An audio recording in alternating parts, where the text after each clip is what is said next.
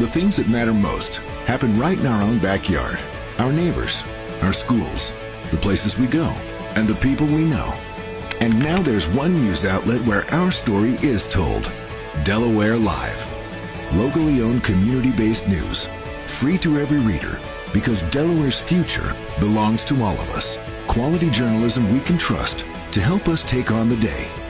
Delaware Live. Our state, our news, our home.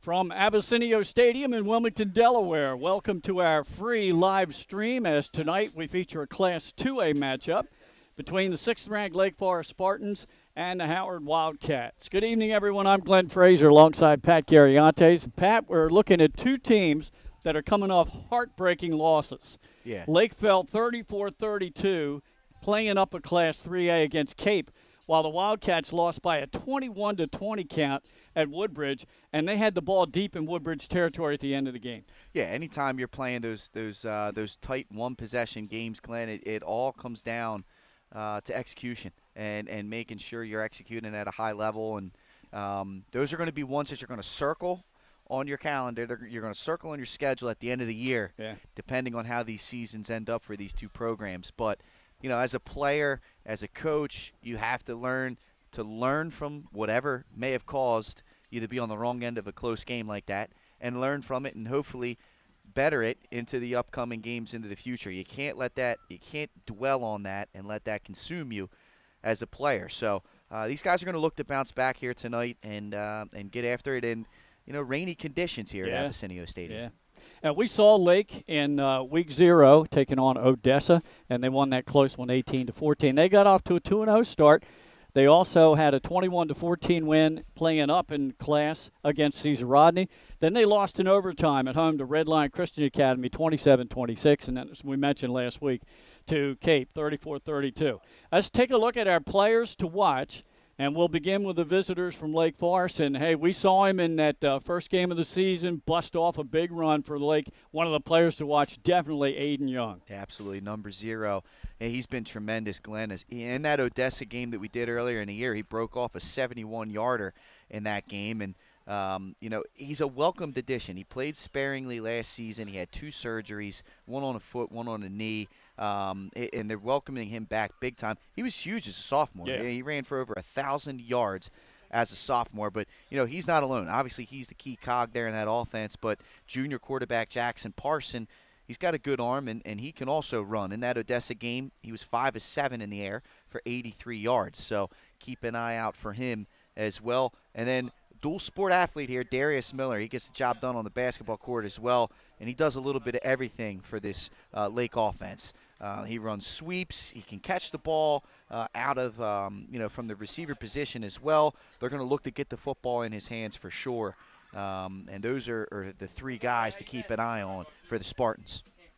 All right, next let's flip it over, and we'll take a look at the players to watch for the home team, the Howard Wildcats. And we're going to begin with number 3, Suhal Benson. He had a heck of a game last week. Yeah, you're not kidding. Let's go through it. He had a 99-yard touchdown reception. That is correct, 99 yards. Can't get any further, Glenn. Can't get any more than that. He had 2 interceptions as well and a fumble recovery. So both sides of the football getting it done for that young man. And then you go to their feature back, Amir Madry. He's a guy to keep an eye on as well.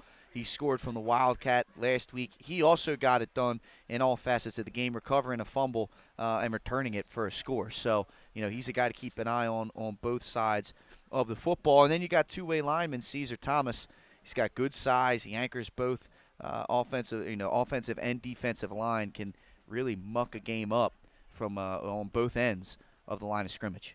All right, those are our players to watch. And by the way, we want to thank Andre L. again for last week providing us with the photos for the players to watch that we used in the Carabel game with Laurel. He did a great job. He always does a great job, Andre L. Photography. And Rashawn Matthews here tonight? Oh, he's in the house. Well, and something I got to tell you about, I was looking at my lineups from last year. Right. Desai Drummond was a starting defensive end and a wideout for Howard last year, and we all know what he's doing now at Apo. Yeah, he's been tremendous, and obviously he was backing up RJ, and Yeah, obviously, he's been tremendous. And this Howard program under Coach Dan Ritter has been tremendous for a while, multiple decades now. Yep. I mean, back when I was in high school, they were a force to be reckoned with. Back Devin Still and all those guys, man. So, yeah, it's a tremendous program, Glenn. A lot of depth. They're off to an 0-3 start under head coach and athletic director Dan Ritter. They lost to Hodson 21-6, playing up in class like Lake has done a couple of times. Then they fell to Caravel 34-0, and then they lost that heartbreaker last week at Woodbridge by a score of 21-20. Field goal won it for Woodbridge. Woodbridge scored 3 touchdowns, missed all the 2-point conversions.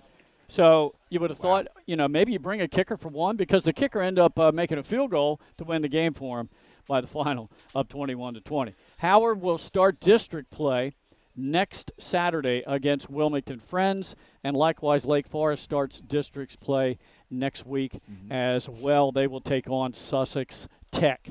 Last year, Howard won this matchup 38-30 behind R.J. Matthews and company. So we're looking for a pretty good one here tonight.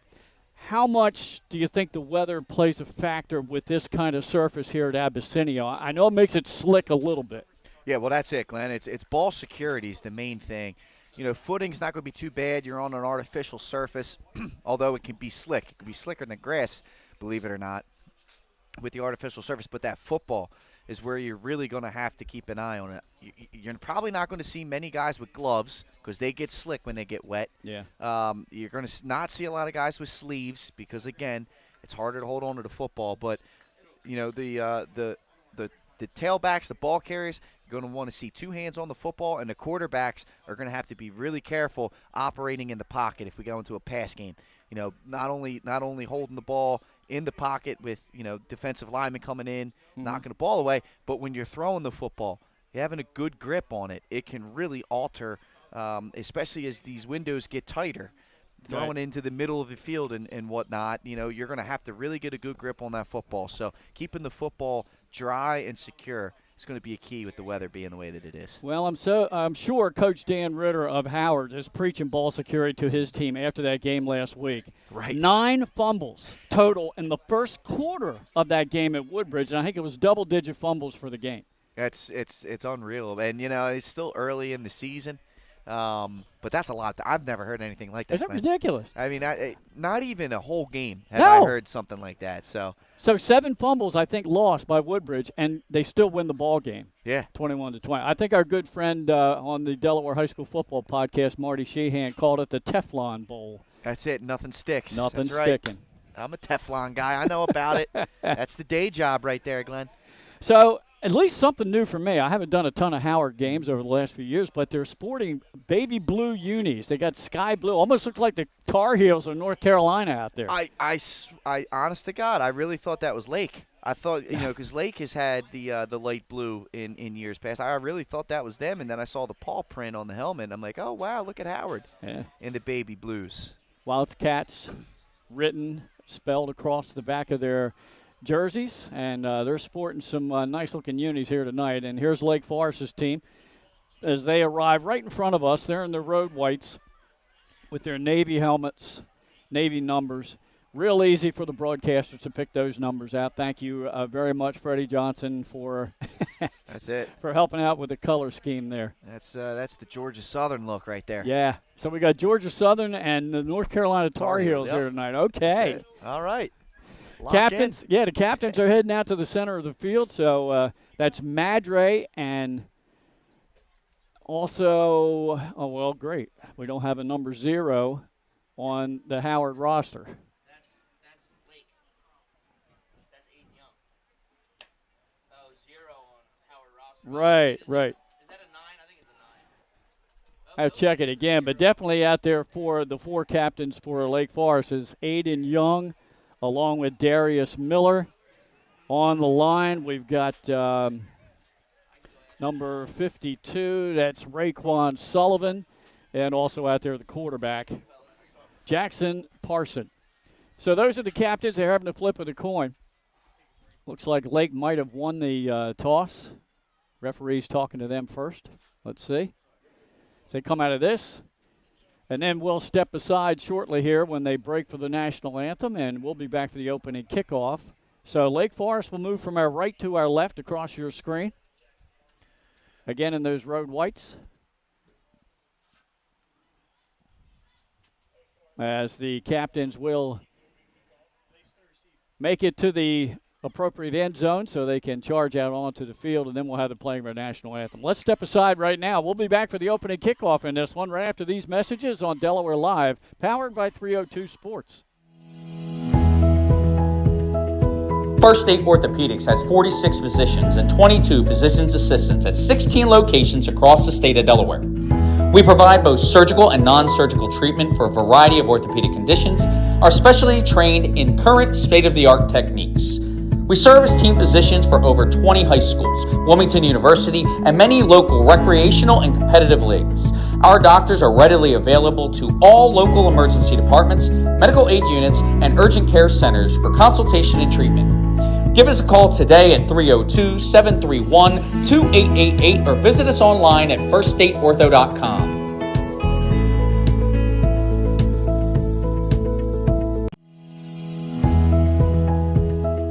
First State Orthopedics. Your home, your community. It's not just where you live, it's where you belong. At Dover Federal Credit Union, we understand what it means to be local. I didn't say who was going to receive. We started here, and we're not going anywhere. All right. We're as local as it gets, and we like it that way. We're not just a financial institution. We are the local credit union that you can trust. Local people, local decisions. Dover Federal Credit Union. Welcome to Premier Physical Therapy and Sports Performance. We're a locally owned outpatient physical therapy practice with convenient locations in all 3 counties in Delaware. At Premier, we have experienced physical therapists with advanced credentials, but their hospitality, passion, and enthusiasm is what makes the difference for you. Find our convenient locations at premierptsp.com. You may have tried physical therapy, but have you tried Premier?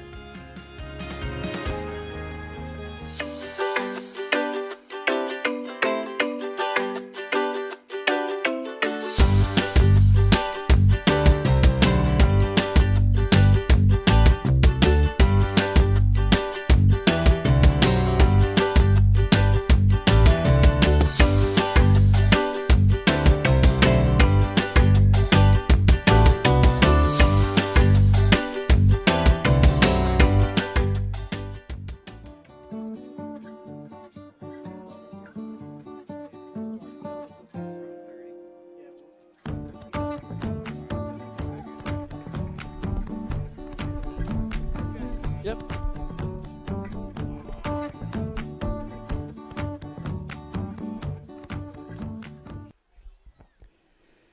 And we're back here at Abessinio Stadium getting ready for the kickoff for the Howard Wildcats taking on the Lake Forest Spartans. I'm Glenn Fraser. He's Pat Gariantes, Mike Lang producing, Chris Widener on camera, and we have the boss around here, Nick Halliday, roaming around. I would think eventually, if it's dried up and there's no chance of any more precipitation here, we'll maybe get that on-site camera down on the field. Yeah, we have to get it for the player of the game. I've already contacted both coaches, and they're ready for that. The chain. The 302 chain. All right. Now, see, here we go. Kicking off for Howard. I have it being number 82, Angel Paradis, but it's number 19. And he's not on the roster. So these new uniforms, we're going to have a heck of a time. I mean, maybe that is his number. All right, here's the return up to the 20. Good seam right in the middle, breaking into the secondary of the special teams to midfield and hit from behind all the way down to the 41-yard line. Great return by Demarion Russ, the junior. Yeah, Russ, he put 1 foot, Glenn. Like you said, he put a foot in the ground, 1 cut, and got upfield, which is exactly what you want from your returner. Get north-south. Don't waste time going east and west. He did so and knifed through that Howard coverage. Heck of a start in field position here for the Spartans. Yeah, I'm telling you what, we looked at the Howard website to get the roster, and if these uniforms are all messed up, we're going to have a heck of a time here tonight. All right, Russ is split to the top of your screen. Double wing set. And they give it to Aiden Young. He bounces it out to the edge. Not much there, maybe a yard. Yeah, great job there setting the edge by that Howard defensive line.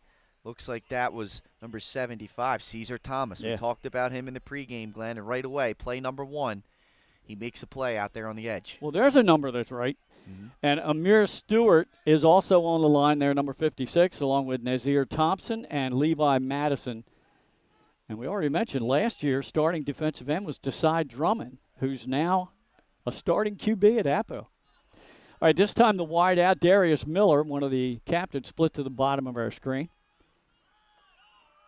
They fake it to Young and around, and that's Russ with the ball, and he's close to a Lake first. And Echeverria, Mish, comes up and makes the tackle on the edge there. But Russ's speed is just, man, he looks quick out there, Glenn. He does. Good seal block right on that left side. Left tackle, Trayvon Stanley. Just a yard shy. They're going to say the knee touchdown at the 32 of the Wildcats. So 3rd down and 2 coming up. Once again, Miller split to the bottom of your screen. Pierce to the top. Russ in motion. And that's Young, the power runner, gets the first down inside the 30 and close to the 27. And Young, look, 2 hands on the football there, Glenn. He made sure he was not going to lose it. Did a great job of falling forward for the first down.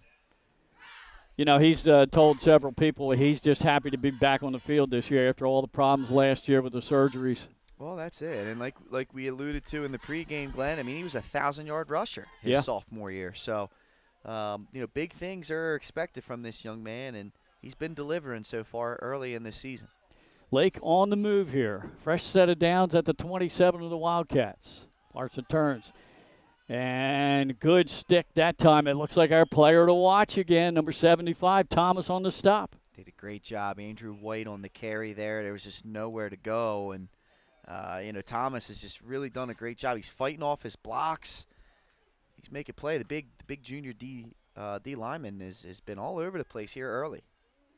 Sure has. Jackson Parson, the junior QB, gets to play from the sidelines. Speaking of Marty Sheehan, he loves that too. He loves it when the quarterback runs off to the sideline after every play to bring in the new play from the sideline. He really does it. That's old school. White in motion. Counter the other direction. It's Russ. He cuts it back downfield inside the 25, down close maybe to the 23-yard line.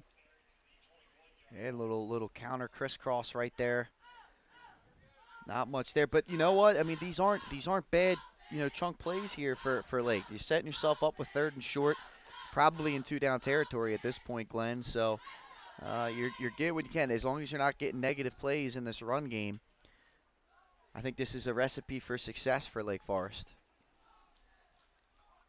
So I got 3rd down and 4 to go here.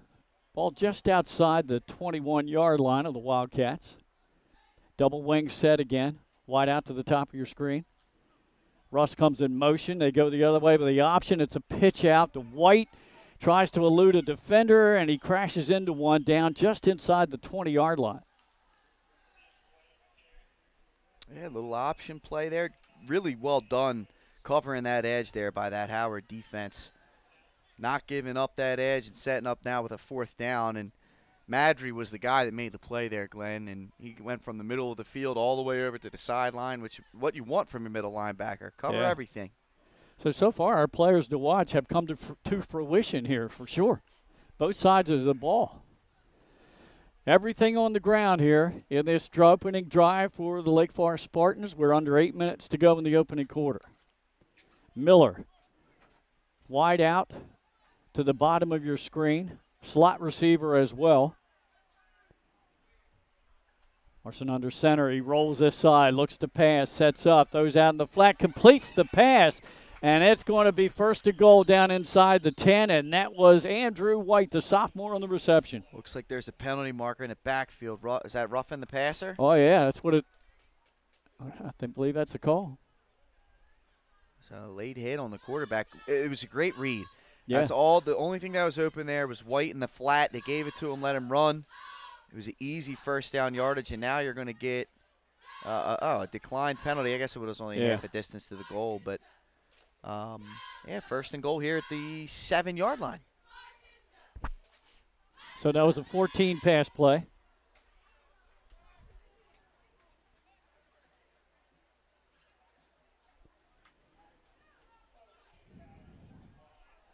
Andrew White on the reception. Lake Forest moving the ball pretty well here in this opening drive. Now it's where it gets a little tougher. You're inside the 10. This first and goal play will have Miller split to the bottom of your screen. There it is. Now it looks like maybe they changed their mind and accepted the penalty, which why not? Right. So they're down to the 4-yard line, just inside the 4. First and goal. Aiden Young, the fullback, behind quarterback Parson. Man in motion, they give it to Young, eludes one defender, tries to backpedal down, and he's going to be down close to the 1. Tell you what, and he's just a tough guy to bring down. Just falls forward there, Glenn. Bowling ball, Aiden Young.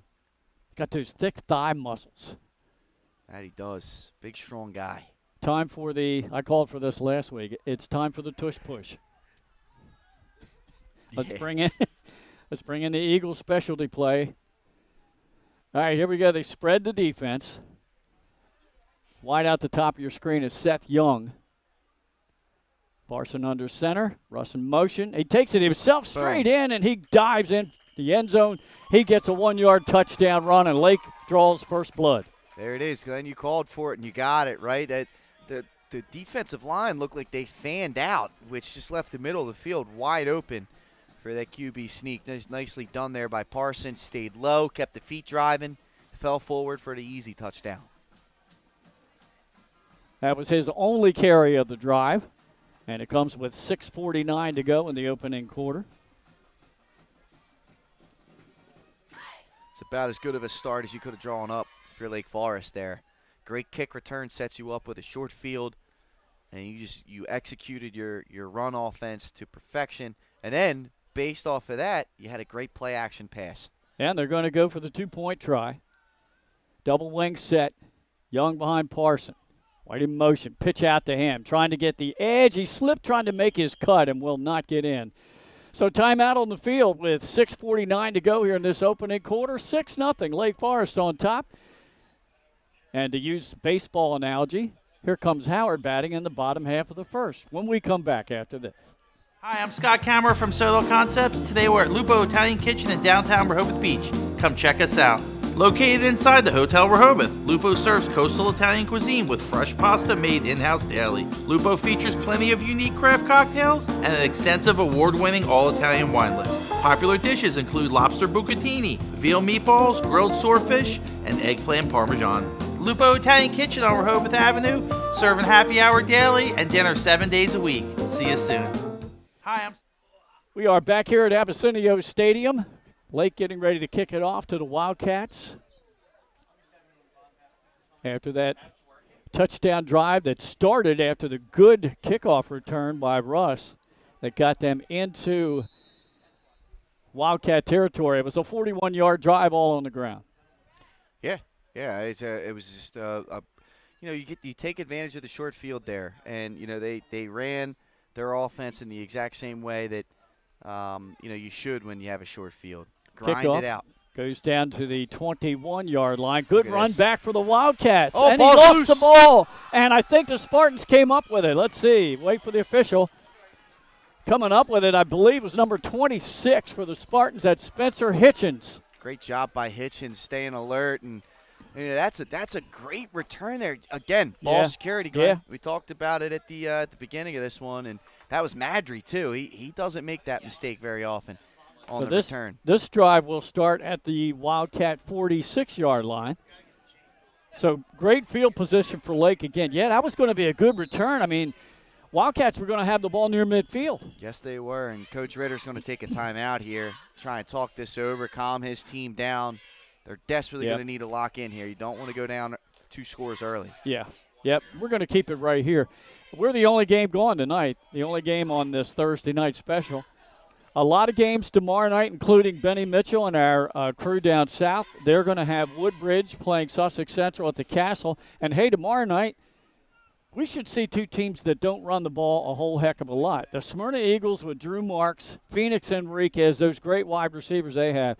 Again, and we talked about Desai Drummond, Jasir Rogers, Noah Hoff, Montabell. but they lost their starting running back after the first game, Reggie Lee, because he lost his temporary transfer. Still waiting, I guess, for a hearing to try to get the full-time transfer. But, again, two teams that won't run the ball too much. Yeah, Appo and Smyrna. It should be a good one, Glenn. Might be the opposite of this one. Yep. They fake the pitch out. Parson back to pass. Throws it downfield and hits a wide-open receiver for a first down at the 32, and that's Andrew White again. Yeah, great job. Again, off the play action, and White seems to be the target here. And that's a brilliant throw by Parson. Hit it right in stride, and a nice first down play to pick up a first down there for the Spartans. Let's give him credit for 15 yards down to the 31-yard line. So those two have connected twice now. Parson 2 for 2, and both of them to White.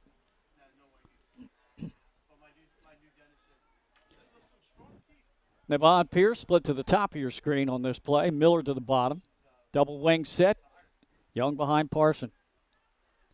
White in motion. He stops. They fake it to Young. Give it to Russ, and then right there making a good stop is the guy we just found out who number 0 was, Levi Madison. Great job by Madison. Again, keeping the outside arm free. You know, you saw that on the other end by Thomas early in the drive, but Madison did a great job keeping the outside arm free. And then Amir Stewart Caceres comes over to finish it up. So good work there by that Howard defensive front. Yeah, good stop there. A loss of almost 2 yards. And previously, Russ had run that sweep for 13 yards on 2 carries. That time, Howard making the adjustment. New receiver in the game for Lake. That's Indy O'Hagan. He is split. They got trips to the top of your screen. And now there's a whistle. Movement up front there, Glenn. Well, that's going to back up the Spartans even more now. They had a 2nd and 12. Let's make it 2nd and 17. Yeah, there was some movement over there on the right side of the offensive line. That was Raekwon Sullivan, the right tackle there. Yeah, interesting formation that time. They're going to go with it again. So trips to the top of your screen. Normally that would mean a screen out there, a bubble screen. Nope. He looked right, comes back left, and overthrows his intended receiver, incomplete down there. That was Miller. Yeah, he was looking for Miller there, and it's not the worst, throw. I mean, he put it up there where his guy was going to be able to go get it, and Miller did a good job of using his body to shield the defender there, but like you said, Glenn, just a little overthrown on that one. Miller had good positioning, though. Yes, he did. He was underneath the coverage. Watching the front for Howard. So they've been going with that base 4-3 set, the 4 down linemen, and they've kind of mixed it up with the linebackers, dropping one in coverage. Same formation for the Spartans. Parson rolls to the top of your screen, tries to find time to set, and he's just going to get rid of it at the ends. That'll bring up 4th down. Yeah, great job, though, by Parson. He not wasting there, not wasting a play, not turning the football over, not taking a loss. Just, throw the football away, keep the field position like it is. Didn't work out that possession. Let's punt it away and play defense. And back to punt for Lake will be Darius Miller. He's a threat here. Yeah, that's right. It's an athlete back there, so Howard's got to be careful here. You got to make sure this ball's kicked. Even though it's 4th and 5th, 16, 17. And back deep to the bottom of your screen. Well, here's the punt. Good punt. Inside the 10, dropped at the 5, and he finally picks it up. Trying to get to the far edge, but no, they're going to be backed up inside the 5-yard line. On that return was Suhal Benson. Yeah, Benson, he probably, and this is tough. The young punt returners probably should have let that one bounce, see if it went into the end zone, but he wanted to make something happen. Heck of a tackle there by Lincoln Pyler. He came through and made the play inside the 5-yard line. Great open field tackle right there.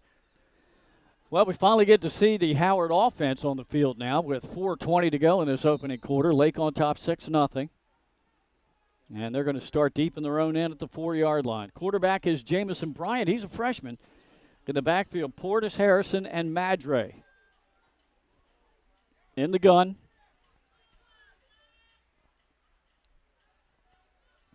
Bryant brings a man in motion. Now he looks in the other direction. A little screen pass and in and out of the hands of the intended receiver, incomplete, and that was Benson on the reception attempt. It's tough out here. You know, if that ball's not on the body, there's a chance with it being slick. The ball can bounce off of hands, and that's what you saw right there on that screen pass. If it's dry, that's probably caught. So we see a lot of action out of the wideouts, almost acting as running backs. We get a sideline camera view as we back it out. 2nd down and 10 from their own 4-yard line. In motion again to the near side. Gives up the middle to Madre. Broke a tackle and got good yardage out across the 10 to the 11-yard line. It's going to take more than one, Glenn. It's going to take more than one to tackle number 8. Madre just dragging defenders there to 7 yards, and just a heck of an effort there. Again, you talked about it. He's the guy to keep an eye on for them, and he busted one open on a kick return before he unfortunately fumbled it, but there you go. His first touch from scrimmage goes for 7. 3rd down and 3 for Howard from their own 11-yard line. Now they go to an I formation. Lake stacking the box. Give it to the second back through Madre. He's upended close to the 15-yard line, and that's going to be very close. I think he got the yardage he needed. Yeah, I think he did. Looks like he got it by about a half a yard there, Glenn. Needed 3. I think he got 4. That'll move the chains. And we want to pass along greetings to at least one other member of our crew that's probably viewing tonight, and that's Nick Alessandrini, who will be with us tomorrow night down at Apo. Absolutely, yeah, gotta love it, man. Yeah, Nick, shout out to our guy. Yeah, wait, we won't say what he's doing. Back to pass, throws into far flat, and again, incomplete. It just have a little off trying to make the connection on these pass plays. And you can see right there, look, right off the jump, 2 drops to start off the day for Benson, and what does he do? I'm getting rid of the gloves. Getting rid of the gloves. There you go, you talked about it. I'm telling you, when these type of gloves, they get wet, it gets slick. You know, now when they dry off, that tack will come back to it, but while they're still slick, man, it's going to be tough. Sometimes it's better just to let the bare hands go, Glenn. You know, you got to tune in. Even if you're in the locker room on pregame, you got to tune in to my color analyst, Pat Gariantes. Give you some tips. That's it, man. Empty set. Quick snap. I don't think the quarterback was ready for that. He steps up in the pocket. Great now he work. motions to go downfield. The pass complete to number 10. Oh, it's intercepted. Stolen away. It was stolen away by Darius Miller. Wow. And another turnover for Howard. That's a top play nominee right there, Glenn. I'll tell you what, first and foremost, heck of a job by the freshman Bryant. He scrambled, drilled, he got to the sideline, he told his receiver go deep, and he placed that ball perfectly. I mean, he perfectly threw that football to his receiver there. And it was number 10. It was Manley. But Manley, I mean, Miller just bullied him, ripped the ball right out of his hands. Oh, man. For an interception. Unbelievable play there by Miller. And Howard's got to feel snake-bitten after all those turnovers in the game at Woodbridge last week. They start out with 2 here in the first quarter of this game. Right, and that's the recipe for a disaster, Glenn. And you know, this is a football team that is going to be able to compete with some teams if they can take care of the football. Young, Hagan, and Pierce to the top of your screen. Pass out to Pierce on the screen pass, and he gets up or down to about the 35. Let's see where they mark him. Probably going to be about 2 yards short, yeah, if he's right there on that line. Looks like he came up with an 8-yard connection there. Yak, yards after the catch. It's a nice play. I mean, look, you can see Lake not having the issues with the football right now. These guys are, not rocking with gloves, and they're catching it.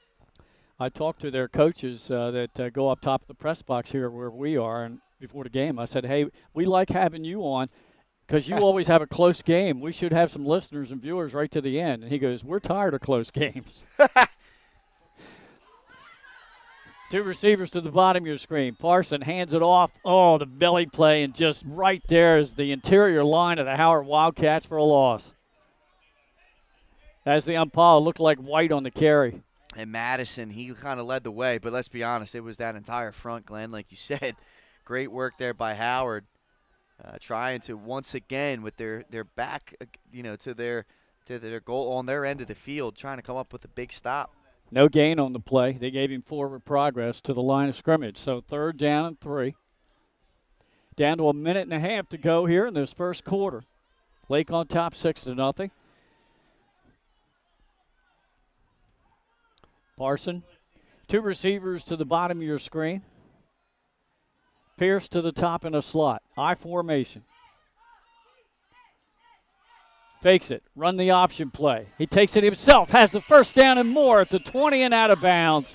Nice job on the read option. Sneaky athletic by Parson right there. Heck of a job. He's got a great number, too. But there it is. That's the triple option. That's that old Navy triple option, Glenn.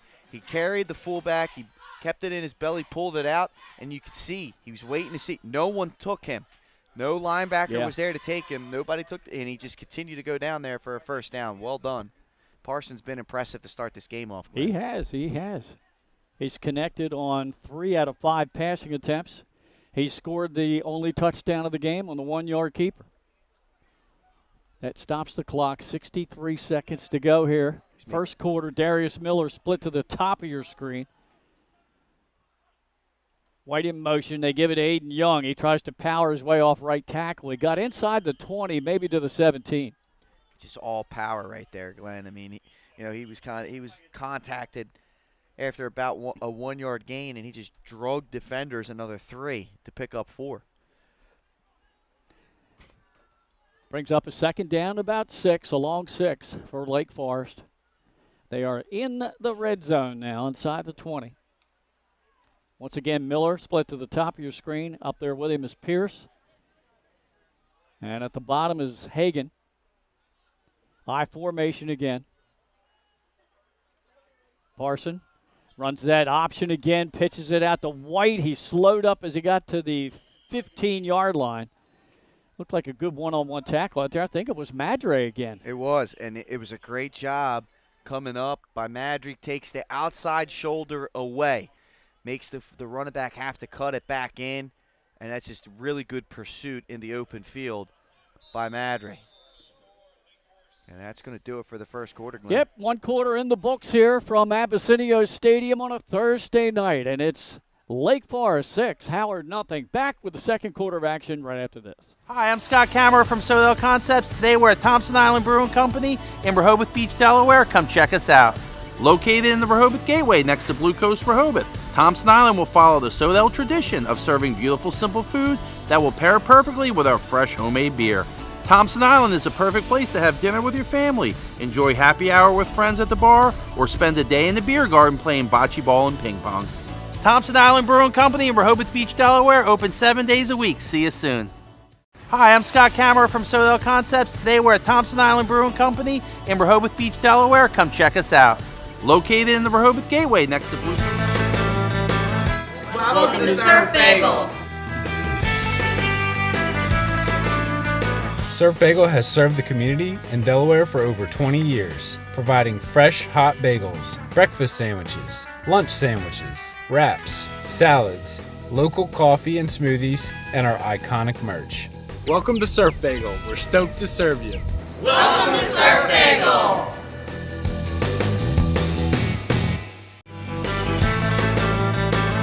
Welcome to Surf Bagel. Surf Bagel has served. Well, we're back here just about ready to start the second quarter of action. Lake Forest on the move. They have 3rd down and 3. Ball at the 14-yard line of the Wildcats. Waiting for our white hat signal. We got it. Double wing set here. No, trips to the left. Pierce came in motion. Parson took it himself. He's inside the 10. They're going to mark him down just around the 10-yard line. So he picked up 4, should have the first. Yeah, great job. I mean, he's just he's another running back, Len. Yeah. I mean, he's just very good with the football in his hands, and Madry tripped him up there. Otherwise, he may still be running in for a touchdown here. He's very elusive. Yeah, Pat, they had trips set up just off the line of scrimmage, and that's where he ran that option play. So he had blockers in front of him, 3 wideouts. Ball, the nose of the ball just inside the Wildcat 10. 1st and goal. Young again behind Parson. Turns, gives it to Young. Stutter step move, trying to push the pile. He's pushed back after a gain of maybe a yard or 2. And there's our 2 players to watch again, Madry and number 75, and there's Caesar Thomas. They ran right at both of them. Unafraid here, Lake is. And, that time there was just nothing doing for Young on that wham play right there. And, well done here. I'm impressed here with Howard's defense. They've done a good job of making things hard for Lake despite short fields. There's a timeout. Yep, timeout taken by Lake Forest after a 2-yard gain. So when they come back out of this timeout, they'll have 2nd and goal right around the 8-yard line. So once again, we were talking about we're the only game tonight. Tomorrow night, we'll be down at Apo High in West Middletown as the Apo Jags, the undefeated Apo Jags, at 3-0, take on the 1-2 Smyrna Eagles. And then our other live stream down at Sussex Central, Benny Mitchell and crew will have at the Castle the Golden Knights hosting Woodbridge. Yeah, it should be a good one there too. Great games ahead of us here, Glenn. And Woodbridge so off to a 3-0 start. How about that? It's good to see under Coach Marvin Dooley. Yeah. It's just a matter of time, for him to get that program, churning and burning. And now he's well into his tenure there, and you're starting to see the fruits of his labor kick in.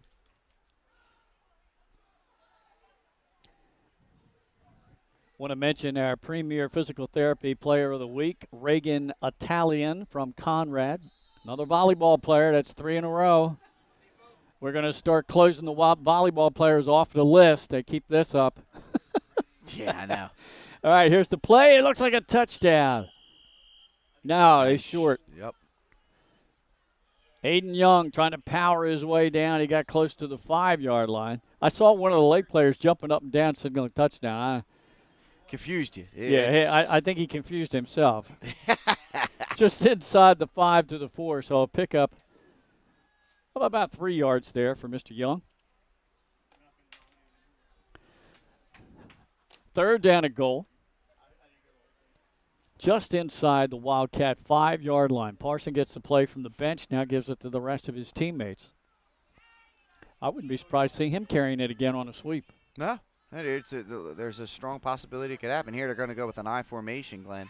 Yep. I'm looking for pitch here. Young behind the quarterback, White behind him. They fake it to Young. He takes it himself, Parson, and he fumbled the ball, and Young covered it up outside the 5 at the 6. There is a flag down. Tell you what, dangerous play right there. Again, ball security, Glenn. Going to come into play here with the wet surface. First time the Lake Forest Spartans have coughed the ball up, but they covered it up. Now the penalty, I think, is going to be against Lake. And it's going to be declined. Yeah, they're going to take the play, and that fumble back out across the 5. So it'll be 4th down and goal from the 6. Maybe the 7. Yep, 4th and goal from the 7. They go for it. Double wing set. Miller split to the right. Parson sends Pierce in motion. Fakes it to him. He's back to pass. Looks in the end zone. Now he scrambles. He runs with it himself and runs right into number 54, Nazir Thompson. Ball on the ground again. Looks like they're going to call him down by contact. There's just nothing there. And there was nothing open on the pass either. Once again, well done by Howard. Yes. With some adversity there, and that defense holds strong. All right, so you're right. Howard coming up with a big stop after another turnover. But the Wildcats, again, taking over deep in their own end. It looks like they're just inside the 5, close to the 4, and this is where they started their last drive. Second offensive possession for Howard. This time the Freshman quarterback Bryant under center. I formation behind him. Second back through. Broke away from one defender and then powering his way out across the 5 up close to the 8-yard line. Yeah, this is where, Howard's probably going to run some conservative plays to start off back against their goal line again. And, ball security, again, is going to be preached. So you're probably going to see some runs here. Yeah, we got a new ball carrier that time, Greer.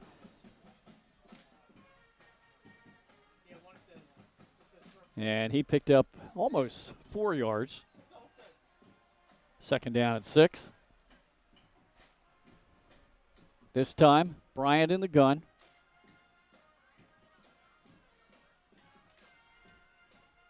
Takes it himself, just a quarterback draw. And he's out across the 10, out close to the 14-yard line. Close to first down yards. I like that play right there from Coach Ritter. His first carry of the game. And it looks like they're going to give him the first. No, they're not going to give it to him. He's just short, 3rd and inches. I think you just run the same play. Why not? And Lake Forest trying to make a late change on the line. They get that player out. Xavion Cooper checked out. Bryant in the gun again, checks the sideline to see if there's an audible. Again, has Greer behind him. He drops back to pass on 3rd and inches, and he overthrew Madre, or they just didn't connect. Miscommunication on the route. I would have, yeah, that's tough right there on 3rd and inches. And, they haven't completed a pass. Yeah, they did, and then it was stripped away. But that's just a tough play right there, yeah. Man. Especially when you were moving the football on the ground there. Right. Personnel switching around. Are they going? Glenn, here's another risk, another wow. gamble here. Deep in their own end. This is trust in your defense. This is what this is. That's exactly right. 4th down, the scoreboard says 2. I'm looking down on the field. I'm saying it's less than a yard. Yeah, it looks like it's definitely under a yard, Glenn. I agree with you. Bryant up under center. I'm going to try and draw him off sides maybe. Yeah, I think so too, huh? Hard cadence. No, he takes it. And he hesitates, and then he's upended, but he dove across the 15. Should have the first down. Hope your kid's okay. Absolutely. What a tackle right there. I think that was Aiden Young that came up and took the legs out.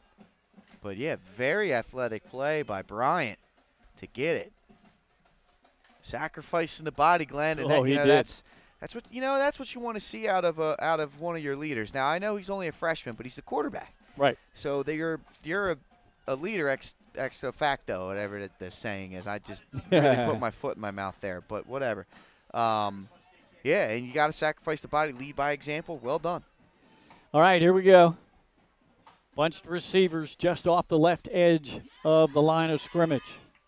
Bryant takes a snap, hands it off up the middle, and bouncing away from defenders is Madre out across the 30 and a first down. Nice work. I tell you what, if Madry's able to get to his sideline, he may still be running, but he likes the contact. He decided to lower the shoulder into the safety. A nice job by the freshman on the fake on the handoff. It almost looked like he was going to put it in the belly and pull it back out himself and take off. Yeah, I'm impressed. I mean, from Jamison Bryant here, I know we've only seen him for a quarter and a half, but I'm impressed with what I'm seeing from this young guy, and you can see why Coach Ritter trusts to put a freshman as his quarterback here. And they went for it on 4th down. He got that. They converted. Give again up the middle. I think that's Greer again. Let's see as they unpile. Now that was number 5 on the carry, Harrison. His first carry of the game. And he got maybe 2. 2nd down and 8 coming up. We are under 6 minutes to go here. We're midway through this second quarter. Still a 6-0 game. Lake scored the first time they had the ball. I formation, Bryant under center, hard cadence, drew the defense offside. Defense left, but there was also the receiver on this near side that jumped. And they're going to call encroachment, so yeah, they didn't see that receiver jump. Good for Howard. That 5 yards, a big help to keep this drive going. Now they're going to have Second down and manageable. Second down and about 4, a short 4. They need to get just across their own 41 for the first down. Bryant under center. I formation behind him. Second back through. That's Madre. Wow. Shifty runner he is. That's number 5. That's Harrison again. Just a little subtle moves there by Harrison. And he threw a couple defenders off with that, the change of direction. Good change of pace back. Now they get Madry back in. That's about a 9-yard pickup. And right now the interior line that Amir Stewart, LeBron Pender, the center, they're opening up some good holes. Give Makai Eastburn some credit as well. And we can't forget our player to watch, Caesar Thomas. All right, wide out split to the bottom of your screen. A slot receiver also to the left of the quarterback, and now we have a whistle.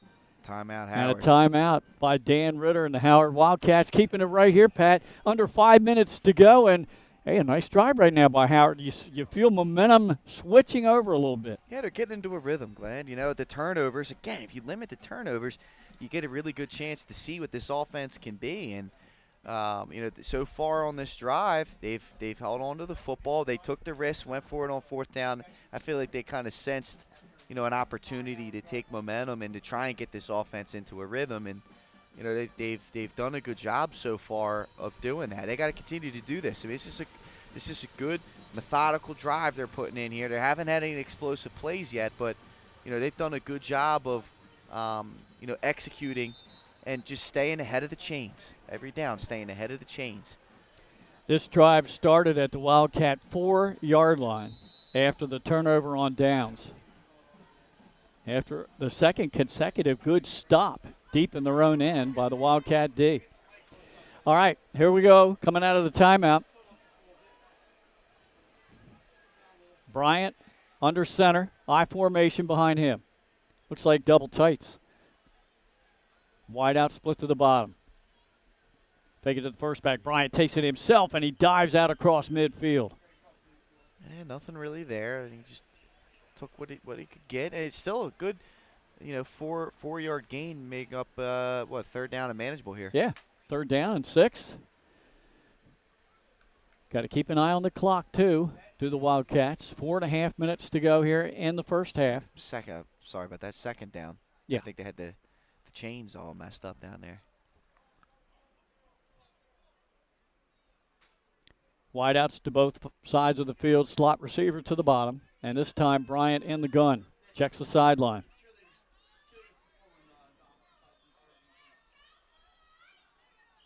Now we got a whistle right before the snap. I think we might have another timeout. That's the 3rd timeout. That's it. I mean, Howard has used all 3 here in this half. It looked like to me, Pat, when Bryant looked to the sideline to see if there was a play change, I don't think he was sure that there was. Well, he turned around and got ready to take the snap, and then alertly, I guess the offensive coordinator said, no, we need a timeout. Well, and that's the tough part about, you know, doing this style of offense is everybody's got to be on the same page, you know, and definitely your quarterback, you know, and that's where in previous years, you had R.J. Matthews who understood the offense. He understood the checks. Obviously, his dad was helping out as the offensive coordinator. He could, even if one of the guys missed the message, he could relay it to everybody. Yeah. Got a freshman quarterback here. There's going to be potentially a little bit of a learning curve, obviously with you know, a new offense here. So for this young man, and you're going to have some of these situations where you're probably going to burn some timeouts to make sure everybody's all connected and ready to go. All right, Bryant under center here. Turns, gives it to the second back, through, crashes down close to the 45-yard line. And that's Madre, and he is a little slow to get up. Yeah, he looks to be in some discomfort there, Glenn. He's probably going to come off the field for a play. But this is probably 2-down territory for Howard, right? They went for it inside their own 20. Yeah, you would think. They'd probably go for it here, barring some kind of big penalty. After the pickup of 4, right to the 45-yard line of the Spartans, it's 3rd down and 2. 3:30 and counting to go in the half. 2 wideouts to the bottom of the screen, I formation. They reset the tight end. Second back through. I think that's Harrison. He has the first down inside the 40 of Lake Forest. He's one cut away from breaking that thing off, too. I like the way Harrison runs. I mean, talk about between him and Madry, two guys that run the football hard and have a lot of speed and quickness. Yeah, they're putting together a couple of good drives now. Yeah, it's impressive. It's just ball control. That's been the problem. Now, here we go. Under 3 minutes to go now in the half. Bryant under center. Oh, and there's a lot of premature movement. I'm not sure if the guard moved before the defender. Well, let's see what they call. They call false start. They did. Yeah. That was another 50-50 right there. Yeah. Yep. One went their way, one went against them. Penalty yardage stepped off back to the Lake 43-yard line, so replay the down. First down and 15 now for Howard as we're closing in on 2.5 minutes to go in this first half. Howard trying to tie this thing up. Two receivers top and bottom of your screen. Bryant in the gun. Madre to his left. He rolls this direction. Now he's going to take off and run with it. He got the penalty yards back, and he has popped at the 40. Yeah, just not much there, and great job of pursuit by that Lake defense. They just flowed with the rollout and didn't allow any cutback lanes. Great work by that Lake defense. Locking all windows and doors, Glenn. And we have a defender that's not listed on the website roster. We'll try to get that from the Lake Forest coaches when they come down. Number 19 on defense, not listed on our roster, and I think he was in on that pop. Bryant in the gun. Second down and about 12. He rolls to the far side.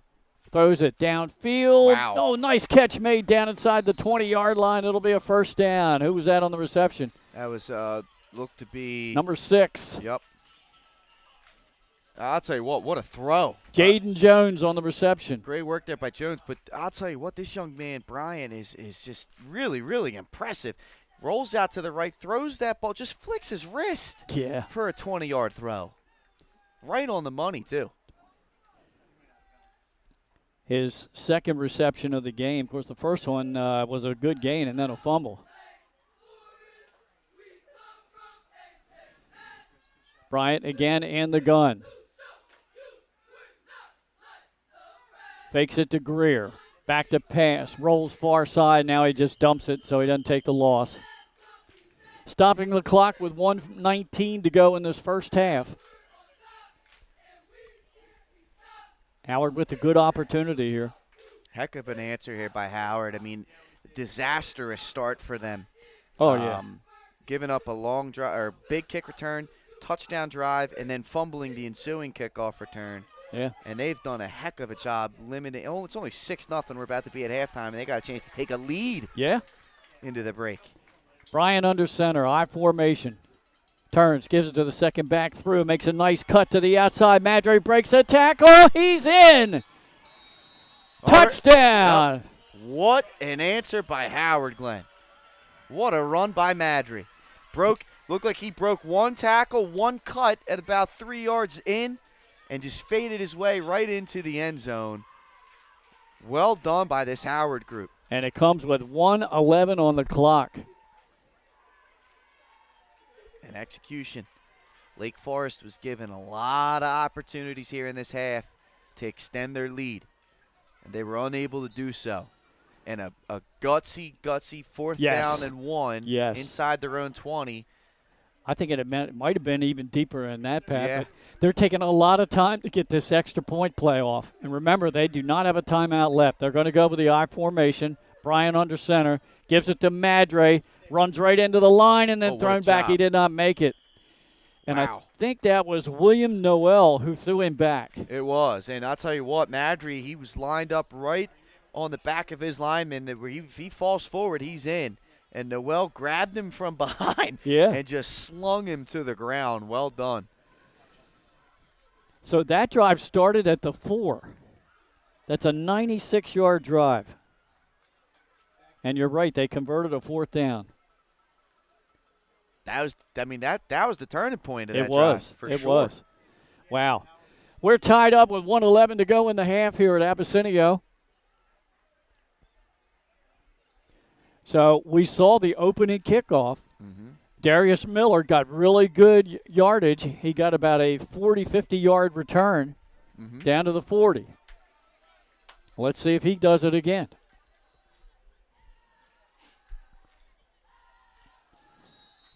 I believe Lake's got 2 timeouts left. I believe, yes. I think you are correct. Yeah, that's what the scoreboard shows.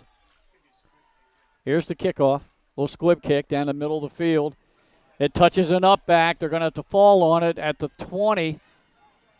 That's Darius Miller, and he carries a couple of people out close to the 34-yard line. He turned something out of nothing there, Glenn. Yeah. You're right. The statistics, right, the safety right there tells you the safety call is just fall on the football. Yeah. Preserve possession. Right. Miller picked it up, and probably he gained another 14, 15 yards of field position on that. Definitely. All right, so from their own 34, Lake has 64 seconds and 2 timeouts to work with. We're tied at 6. Lake has played 4 close games this season. They lost their last game to Cape by 2. Then they lost to Red Lion in overtime by 1. Give it to the back right up the middle, popped hard and driven back by the interior line, and in there again is the big guy, number 75, Caesar Thomas. Yeah, I'm probably going to run away from him and give Young the opposite side carry there, and we'll see. Maybe they're content with taking this to the half. Howard's set to receive the ball. There's a timeout. Yeah. Howard's set to receive the ball coming out of the break, Glenn. So, right. I mean, I'm running a play action. Now, I've seen them run a fake toss, and then quarterback Parson will drop back. I'm doing that, and I'm maybe sending Darius Miller either on a post or whatever his route is on that play. I'm taking a shot here, Glenn. I'm taking a shot. You need a big chunk play here. All right. I've got another coach with me tonight. Listen, folks, I had a coach last week at Caravel, Coach Allison Drini. That's right. Dialed him up, and he said, you guys coach what, Pop Warner football or something? I also coached at Delcastle for a couple of years. I was a freshman play caller, JV play caller. Yeah, man. All right. So offensive coordinator consultant on the varsity level. All right, that moniker fits then. The moniker fits, brother. That's it. Yeah, and then CYO football as well. CYO. Okay, that's what you have upstate. There too. Yep. Yeah, we have Pop Warner downstate. All right, here we go. Coming out of the Lake timeout. 41 seconds to go. It's a pitch out. Pass. And a halfback pass. They throw it, double coverage, and it's picked off and stepping out of bounds. Picking it off, Dafir Portis, the senior. Well, Glenn, it's everything except for who was throwing the football there, right? They do the toss pass there on that front and probably just throw that football away. It was well covered. Howard did a good job of having 2 defenders back there.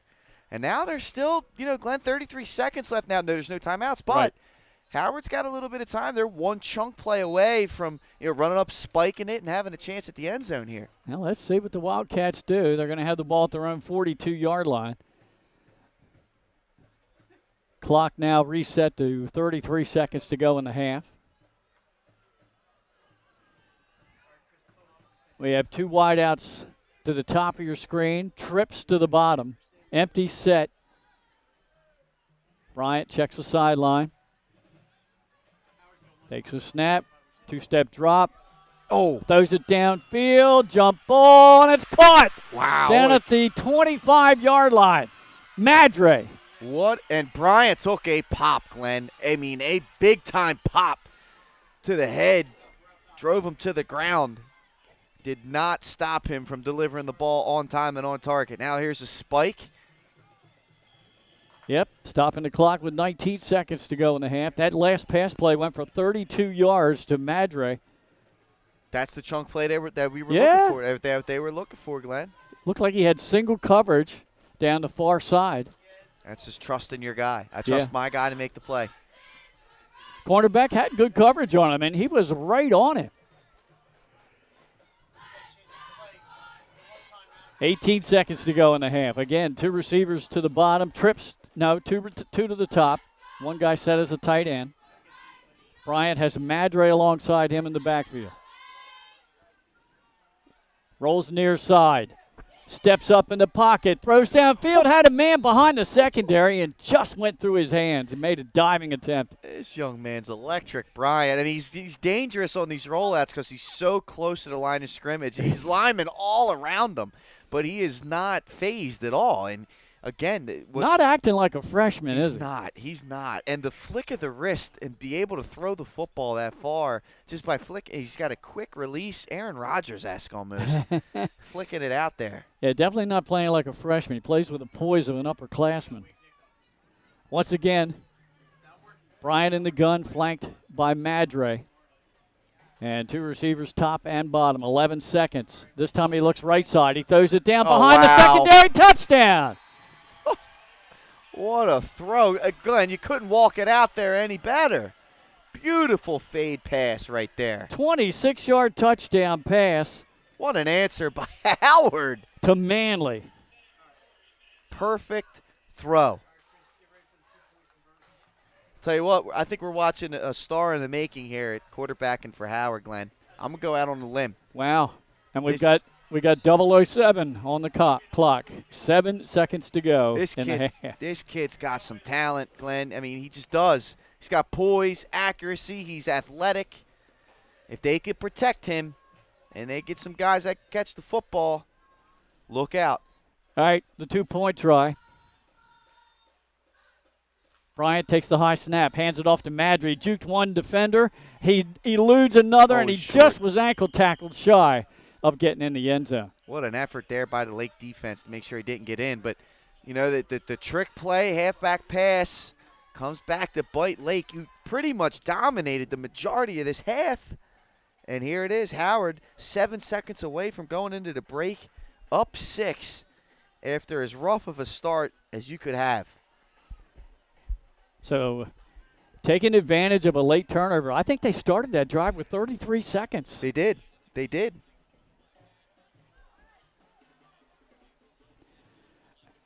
All right. Coming up at halftime, about midway through our halftime period, Pat and I will be back here with some unofficial stats, and we'll have the scoring plays for the first half.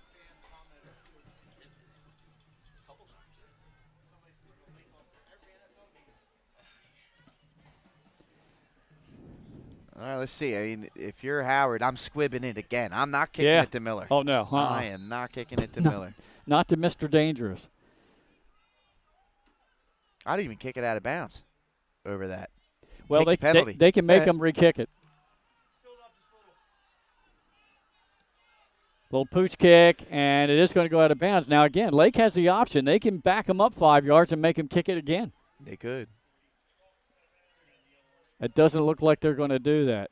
So the ball went out at the Spartan 41-yard line. They're going to take it right there. Well, let's see what Coach Johnson and his staff wants to do. Are they going to try to get something fancy going downfield here with 7 seconds or take a knee? What a half. What a comeback by Howard. What a comeback by Howard. Yeah, and, I mean, Lake, I think that was just an ill-advised play there. Yeah. At the end of the half. Let your quarterback throw the football, you know? All right, Parson under center. Fakes the pitch out. They go with a counter play. Gets a couple of yards. And they're going to stop the clock. I think they stopped the clock. Yeah, it looks like it's at 0. Okay, they did not. All right, a couple of yards there on that run, and that brings us to the end of the first half of play. So 1 half left to go here at Abessinio. It's 12-6. Howard coming from behind to take the lead. We'll be back about midway through our halftime segment, and we'll update you on our unofficial stats. We'll do all that when we come back on Delaware Live, powered by 302 Sports. Hi, I'm Scott Kammerer from Soto Concepts. Today we're at Fish On in the Villages of 5 Points. Come check us out.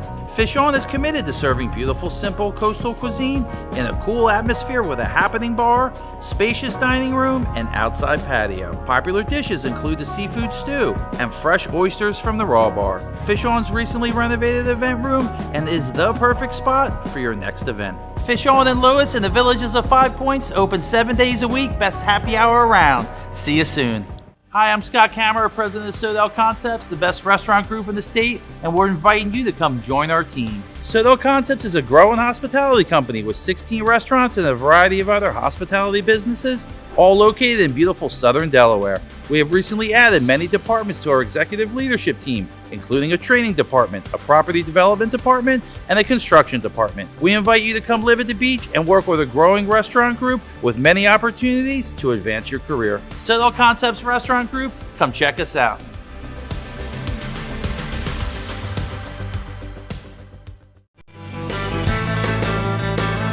Welcome to Surf Bagel. Surf Bagel has served the community in Delaware for over 20 years, providing fresh, hot bagels, breakfast sandwiches, lunch sandwiches, wraps, salads, local coffee and smoothies, and our iconic merch. Welcome to Surf Bagel. We're stoked to serve you. Welcome to Surf Bagel. Hi, I'm Scott Kammerer from Sodell Concepts. Today we're at Lupo Italian Kitchen in downtown Rehoboth Beach. Come check us out. Located inside the Hotel Rehoboth, Lupo serves coastal Italian cuisine with fresh pasta made in-house daily. Lupo features plenty of unique craft cocktails and an extensive award-winning all-Italian wine list. Popular dishes include lobster bucatini, veal meatballs, grilled swordfish, and eggplant parmesan. Lupo Italian Kitchen on Rehoboth Avenue, serving happy hour daily and dinner 7 days a week. See you soon. The things that matter most happen right in our own backyard. Our neighbors, our schools, the places we go, and the people we know. And now there's one news outlet where our story is told. Delaware Live. Locally owned community-based news. Free to every reader, because Delaware's future belongs to all of us. Quality journalism we can trust to help us take on the day. Delaware Live. Our state, our news, our home.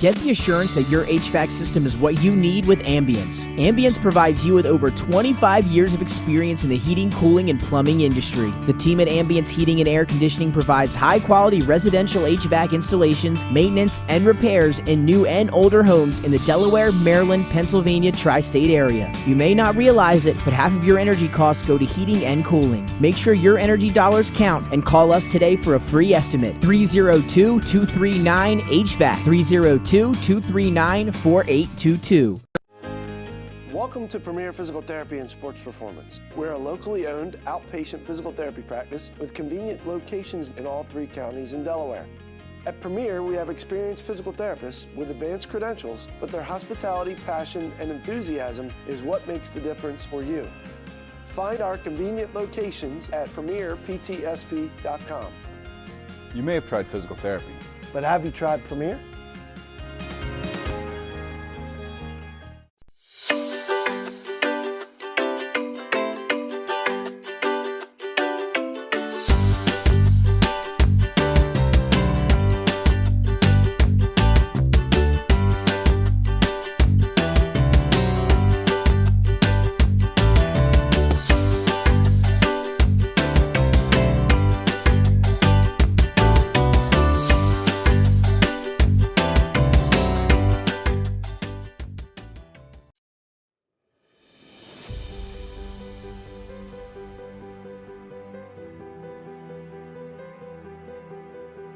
How you doing? My name's Mike Cassidy.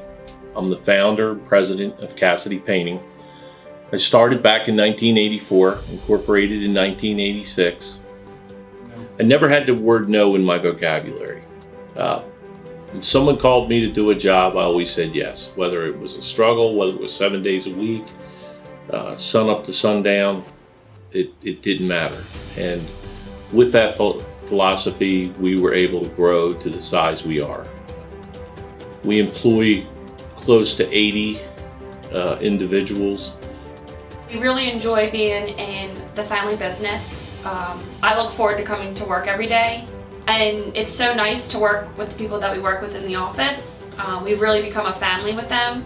We really create a family experience around here.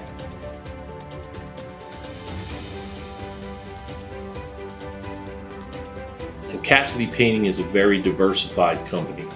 We don't say no to anything. We deal with everything from epoxy floors to painting buildings to spray foam insulation, spray fireproofing. If it deals with a coating, we can handle it. So when our customers call and they're under the gun and they know the need to get a job done, they know who to call because we perform. We've always been performed. We've never been replaced out of 37 years of business. For any of your painting needs, we can handle it.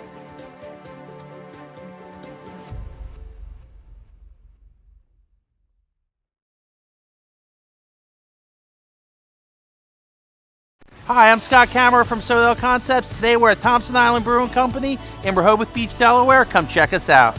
Located in the Rehoboth Gateway next to Blue Coast Rehoboth, Thompson Island will follow the Sodell tradition of serving beautiful, simple food that will pair perfectly with our fresh homemade beer.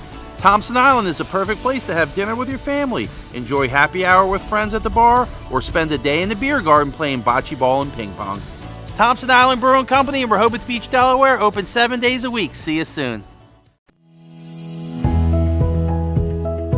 First State Orthopedics has 46 physicians and 22 physician's assistants at 16 locations across the state of Delaware. We provide both surgical and non-surgical treatment for a variety of orthopedic conditions, are specially trained in current state-of-the-art techniques. We serve as team physicians for over 20 high schools, Wilmington University, and many local recreational and competitive leagues.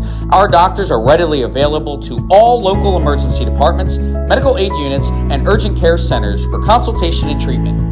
Give us a call today at 302-731-2888 or visit us online at firststateortho.com.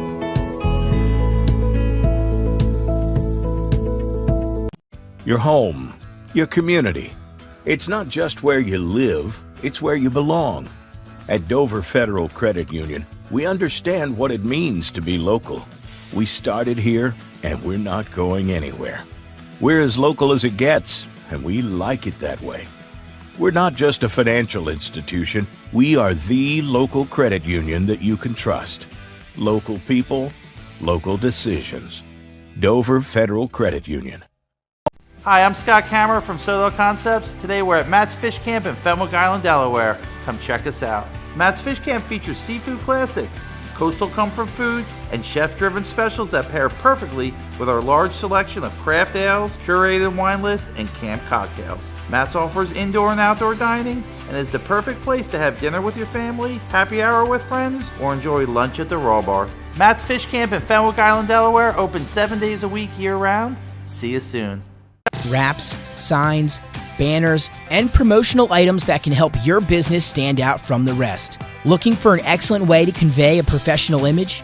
Customized promotional products are the perfect way to target new customers, increase employee retention, and boost your brand awareness.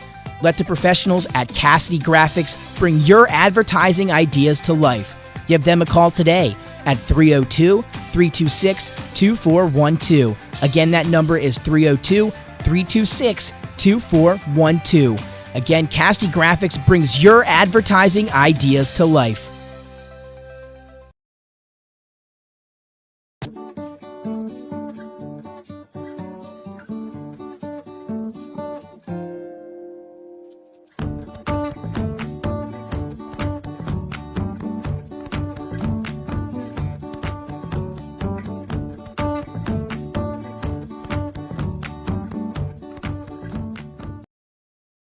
I would always pass by Ferris on Kirkwood Highway, so I knew that they existed. We stopped in the showroom.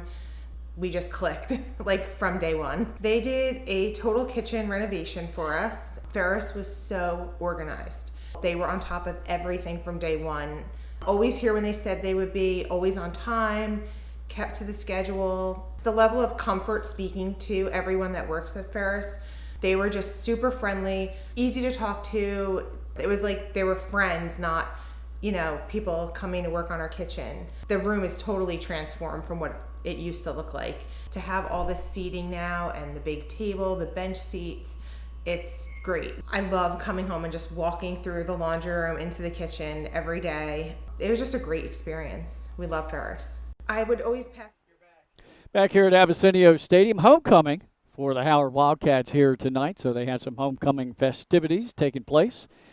As we've got about 9 minutes before the two teams get back out onto the field for second half action. Big comeback for Howard to get ahead in this ball game, scoring 12 unanswered points in that second quarter. Let's take a look at our unofficial stats for the first half of action, team stats. And as you take a look at it, Lake Forest with 37 yards passing, as quarterback Parson was 3 out of 5. He did not throw that interception. That was thrown on a halfback pass by number 6. And that was Demarion Russ. 18 rushing attempts for 57 yards total, so that's just shy of 100 yards of offense in the first half for Lake. And really, when you look at those numbers, Pat, they had favorable field position. They did. I mean, they had the ball in their plus side of the plus territory there 3 times in that first half, only coming away with points on one of those drives. So, they had their opportunities. There's no doubt about that, Glenn. And as we take a look at the team stats for Howard, 4 of 8 passing for the freshman Bryant for 92 yards, and he also passed for a touchdown to Manley. They rushed the ball for 85 yards, so that's a total of 177 yards of offense. And conversely, Howard had horrible field position. The one touchdown drive, the first one, was a 96-yard drive. It was, and they had another one that was cut short that they started at 2. So. Yeah, they've had to go a long way, and I've been impressive with this young freshman quarterback, Jamison Bryant. He shows great poise. The turnover really wasn't on him. In fact, it was a perfect throw. Yeah. The ball was just stripped away on a great play by Miller. Yeah. He's been great. I think Madry has been tremendous running the football, as well as Harrison. Both those guys have been really positive running, and Bryant's made some plays with his feet as well. It's been impressive watching this Howard offense go. If they can limit their turnovers, this is a quality. The record says 0-3. Right. But if they don't turn the football over and they execute the way we just saw them execute in that second quarter, this is a quality team that's on standard with Howard teams of the past. So, good close to the second quarter there by the Howard Wildcats. All right, let's look at individual stats. Quarterback Bryant rushed the ball 4 times for 18 yards, 3 carries for Harrison for 19, and Madre carried the ball 5 times for 48, and he had the 16-yard touchdown run. For Lake Forest, Aiden Young, 6 carries for 18 yards, White 5 for 6, Parson 4 for 22, including the 1-yard quarterback dive down to get them on the board, and he also had a 15-yard run earlier. That was a good job by him. Russ, 3 carries for 11 yards. And then quarterback Parson, as we mentioned, 3 out of 5 passing for 37 yards. Unofficial stats in the first half. Scoring plays. Well, Lake Forest had a real good return on the opening kickoff by Miller. Miller got him to the 41-yard line. And it was all running plays to get into the end zone, a 1-yard run by Parson. Then in the second quarter, Howard scored twice in the final minute and 11 seconds of the half. 1:11 to go. Madre, a 16-yard run, breaking tackles, conversion run failed. That was a 96-yard drive. Mm-hmm. And then they got the ball right back after the halfback pass on the turnover, and they scored with 7 seconds to go in the half on that 26-yarder from quarterback Bryant to Manley. Right, and then there was a 32-yarder that he threw almost the prior play. There was a spike in between. Right. Or the 2 plays in between. And he hit Madry on that fade route to really kickstart that drive. They really kind of put them in motion to go and get it. So tremendous work in the 2 minute there by the young quarterback. Again, can't say enough about this young man. I'm very, very impressed with him. Very impressed, Glenn. All right, we're going to step aside for a few more commercial messages, and then we'll come back and start the second half. Glenn Frazier, Pat Garriante is also up here, Mike Lang, Chris Widener on camera, and Nick Halliday, the boss, is in the house. And we'll be back after this. By Ferris on Kirkwood Highway, so I knew that they existed. We stopped in the showroom. We just clicked, like from day one. They did a total kitchen renovation for us. Ferris was so organized. They were on top of everything from day one. Always here when they said they would be, always on time, kept to the schedule. The level of comfort speaking to everyone that works at Ferris, they were just super friendly, easy to talk to. It was like they were friends, not, you know, people coming to work on our kitchen. The room is totally transformed from what it used to look like. To have all this seating now and the big table, the bench seats, it's great. I love coming home and just walking through the laundry room into the kitchen every day. It was just a great experience. We love Ferris. I would always pass by Ferris on Kirkwood Highway, so I knew that they existed. We stopped in the showroom. We just clicked, like from day one. They did a total kitchen renovation for us. Ferris was so organized. They were on top of everything from day one. Always here when they said they would be, always on time, kept to the schedule. The level of comfort speaking to everyone that works at Ferris, they were just super friendly, easy to talk to. It was like they were friends, not, you know, people coming to work on our kitchen. The room is totally transformed from what it used to look like. To have all this seating now and the big table, the bench seats, it's great. I love coming home and just walking through the laundry room into the kitchen every day. It was just a great experience. We love Ferris. I would always pass by Ferris on Kirkwood Highway, so I knew that they existed. We stopped in the showroom. We just clicked, like from day one. They did a total kitchen renovation for us. Ferris was so organized. They were on top of everything from day one. Always here when they said they would be, always on time, kept to the schedule. The level of comfort speaking to everyone that works at Ferris, they were just super friendly, easy to talk to. It was like they were friends, not, you know, people coming to work on our kitchen. The room is totally transformed from what it used to look like.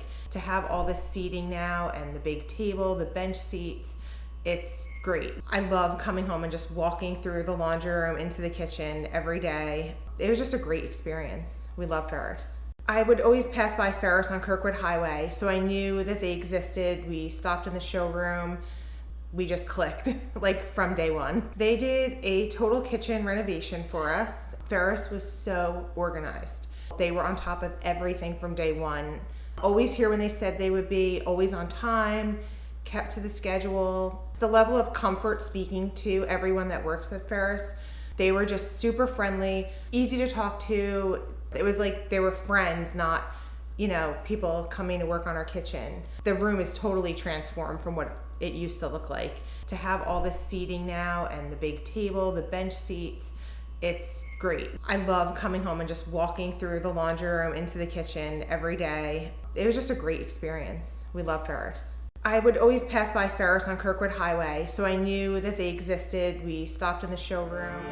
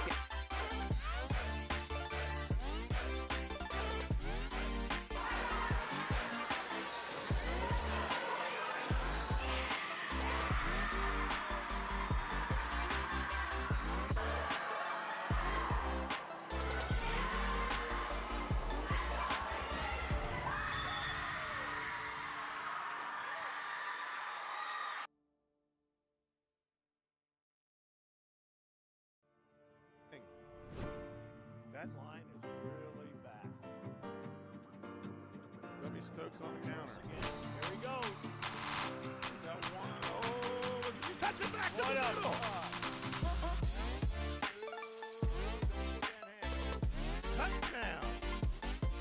Darnell Sutton.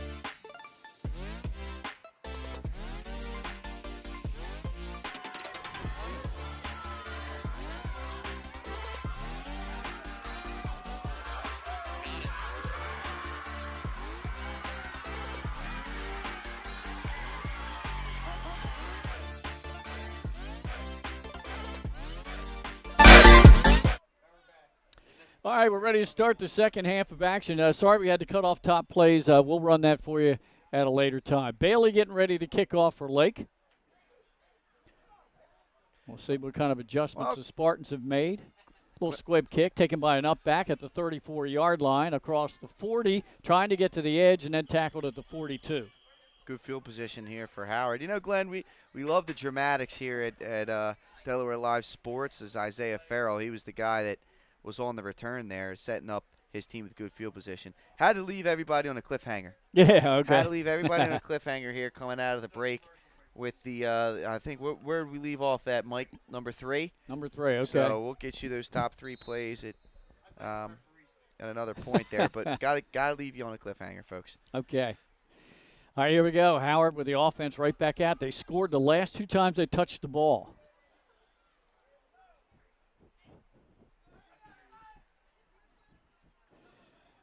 Young quarterback Bryant under center. Turns, gives it to the second back through. That's Madre. He slashes through the right side into the secondary and across midfield. I think it's official, Glenn. I think momentum has shifted. Yeah. I think momentum has shifted there.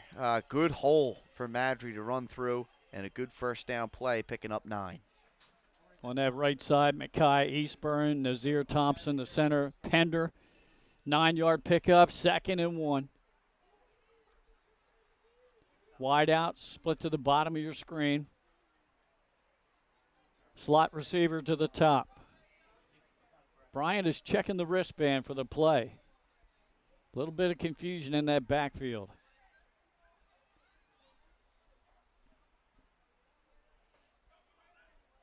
Now they send a man in motion. There's the snap. It's high. Give us to Madre, a penalty flag. He gets good yardage into Lake Forest territory at the 40. However, it may be a 5-yard penalty here against Farrell. Yeah, Farrell, you saw on that motion, you could continue to come vertically. You cannot go up the field at all before that ball was snapped, and he unfortunately for Howard, he did. Yeah, and there's the motion call by our white hat. So we'll replay 2nd down, but it'll be back on the other side of midfield for the Wildcats. Well, Glenn, we had to tell you, so that halftime score, yes, 12-6, was presented to you by Dover Federal Credit Union, voted an 8-time First State Favorite Credit Union. You can bank with a winner when you choose Dover Federal Credit Union. That's my color analyst for me, picking me up. Getting that read in.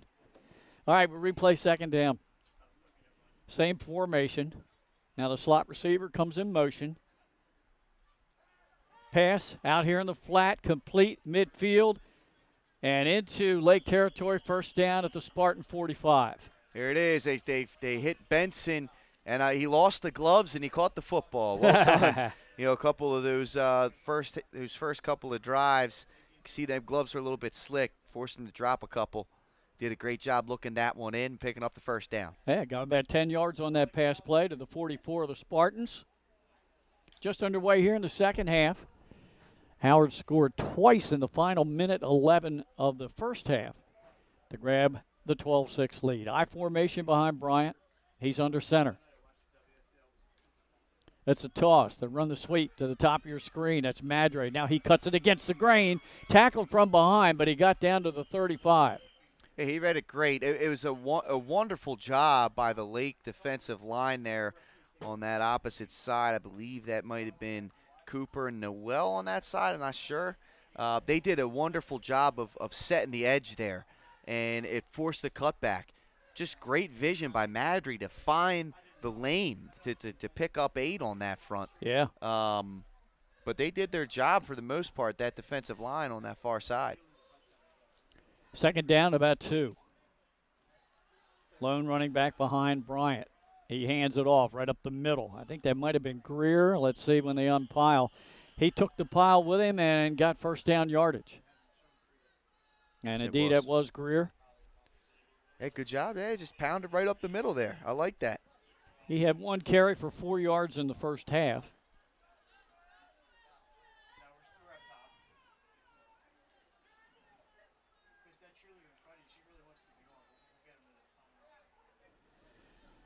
Howard moving the ball very well on this initial possession in the third quarter. Wideouts to the top and bottom of your screen. At the top is Farrell. Second back through. Madre shakes off a defender in the back. No, he grabbed the shirt and held on. And the tackle made by number 66 for Lake. That's Trevion Culbertson. Heck of a job by Culbertson there. Holding on, staying strong.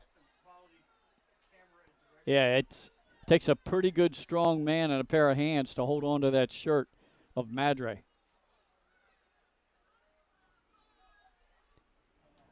Second down and 13 after the 3-yard loss. 2 receivers to the short side, top of the screen. 2 to the bottom. Bryant in the gun, flanked by Madre. He hands it off to Madre. Hit right at the line. They wrapped up the ankles. There'll be very little gain. That's a beautiful form tackle. Who was that filling that hole on a perfect form tackle? Number 51, another guy that wasn't in our starting lineup given to us. That's Ian Nance. Hell of a job right there. I mean, that was a perfect form tackle. Madry's shaken up. Yeah. I hope the young man's okay. I thought he had a slight injury in the first half. He sat out for several sets when Harrison came in. Looks like he's cramping. Hopefully that's all it is. Good sign. You can see just based off of what that PT's doing out there. He gained 1 yard there. Stoppage at 7:51 to go here in this third quarter. It's a big game for both of these teams, really, when you think of playoff implications. I mean, it's a must-win for Howard if they want to stay alive. Yeah, I mean, pretty much. You know. Yeah, I think they said they have Red Lion. No, they have Wilmington Friends next on October 4th. Yeah, not going to be an easy game there with Friends. And you know, you get in an 0-4 hole, you get into a win-out scenario. So getting this win is pretty big for the Wildcats. And they got some bonus points for playing up the first game of the season against Hodgson. But Lake has bonus points too. They played up against Cape and Cesar Rodney with a 1-1 record in those 2 games. Yeah. Madre still being tended to across the field. One of the standout players for the Howard Wildcats. Plays both ways and does a very good job defensively as well. Now he gets up. And walks off the field. Looks okay, and hopefully that's all it was cramping.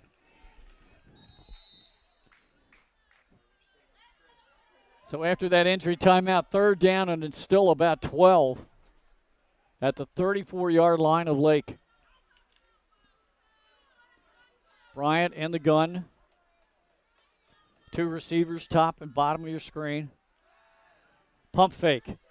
Oh, now he tried to let it go, and it looked like it slipped out of his hands, and he still got it to his receiver in the back of the end zone for a touchdown.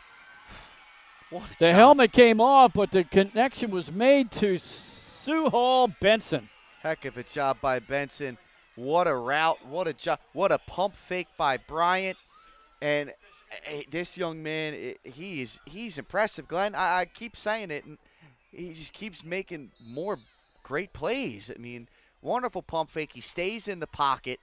He doesn't panic with the pass rush around him, and he delivers a perfect ball to his sophomore receiver, Benson. It looked like the ball slipped a little bit in his hand. He did the pump fake, and then it slipped a little, and he still had the poise to stay in that pocket. Second touchdown pass of the game for Bryant. That one to Benson. And now they line up for 2. Bryant in the gun. They run the quarterback option. Oh, he slipped trying to make his cut. Boy. And he'll go down right at the 4. And I'm wondering if he's cramping up. Oh, yeah, I hope he's okay. That's a non-contact injury. Oh, no. That doesn't look good. Oh, I hope he's okay. That did not look comfortable. No, it didn't. Yeah, hopefully he's okay. It looks like it's cramping, but his teammate. He slipped trying to make that cut. Yeah, his teammate's trying to get his. That's a good sign. All right, it's a cramp. That's pretty minor, grand scheme of things, but whew. Yeah, the young man has had one heck of a game. Yes, he has. Well, Lake Forest will get the kickoff here and get the offense back out on the field for the first time since 7 seconds to go in the half. And to see what kind of adjustments they made in the locker room at halftime, try to get back in this game. Well, now they need it down 2 scores. They need to execute at a high level. And, I think they go back to the run game, play action, pass game that helped them on that first drive. Bryant up on his feet, kind of limping off a little bit. And again, we hope it's only cramping, nothing serious. Hopefully not.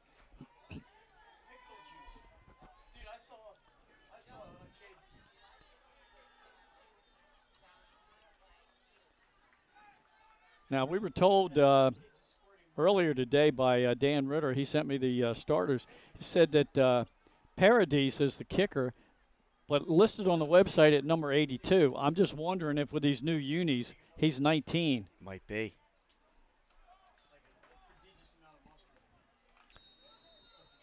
And I would not put it past him to just another pooch kick down the center of the field. It's been working for him. Yeah. Staying conservative, not letting any big plays happen. Yeah, Miller's dangerous. Especially after that opening kickoff. Yeah. All right, ready to go. Now they're going to kick it over towards Miller's side. He takes it on a hop, bobbles it, picks it up. He's hit, spun around, got away from that guy, goes down the sideline at the 30. Jumps over a defender and out to the 37, 38-yard line. What a job. Yeah, he's electric, Glenn. That's why, that's why they took that strategy and not kicking to him for 2 or 3 consecutive kicks. That time he was able to get loose. Yeah, we had a Lake player down on special teams that he got up and is jogging off the field. Warm, humid day, Glenn. Yeah. Warm, humid day. Seeing some cramping affect these two teams. All right, Parson hustles into the huddle. And with 7:30 to go here in this third quarter, let's see if he can't engineer a drive to get Lake back within 1 score. Miller splits to the bottom of your screen. Pierce to the top. Double wing set, wing back in motion. They fake the pitch out. He's back to pass. Throws the long ball. Double coverage. And Miller, I think, acted more like a defensive back that time. He did. He went up for it, and that would have been a spectacular play if he came down with a great positioning in that secondary. And just a little bit underthrown. And heck of a job, to be completely honest with everybody, by Miller to go up there and knock that ball down. Yeah. He was bracketed. He was. Now we got another official timeout. Do we have another player down? I don't see anything. I'll tell you, that's the play that I would have ran when they ran the halfback pass. That's the one that I was talking about. Oh, yeah. They fake that toss, drop back, and look for Miller in the middle of the field. Okay. Timeout to get the trainer on the right side of the field, Glenn. Yep. Wonderful job here by the trainer. Making her way over. She did a great job there. Good form. 21 here, who went down on the kick return. They fake it. Parson runs it himself. He's grabbed in the backfield and goes down. He might have gained a yard. This Howard defense has been superb tonight, Glenn. Especially since that opening drive. I was going to say, right. That first drive, they were a little bit shaky, couldn't really stop the run. They have been superb since. I'll give you that. And now coming into the huddle with the play from the bench is Indy O'Hagan this time. Checking out is Aiden Young, the fullback. So it looks like they're going to open up and pass a little bit here, down by 12 points. Parson in the gun. Rolls to the top of your screen. He's being pressured.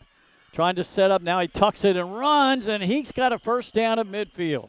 Heck of an effort. What a job. Sacrificing the body, picking up the first down on the scramble.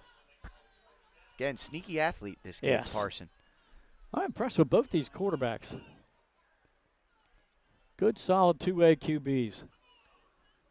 At midfield, first down for Lake Forest since early in the second quarter.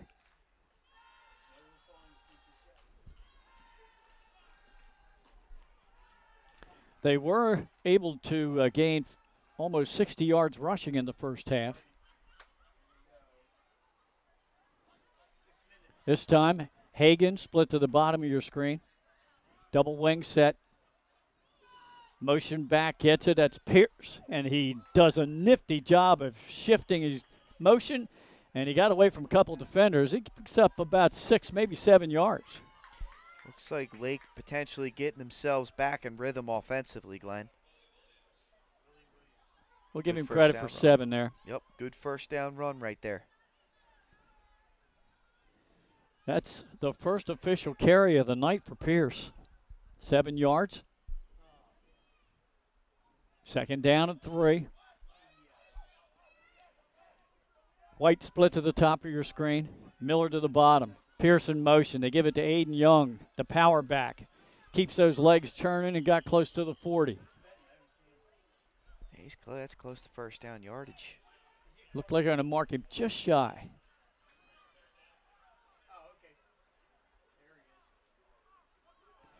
Unofficially, Young had 6 carries for 18 yards in the opening half.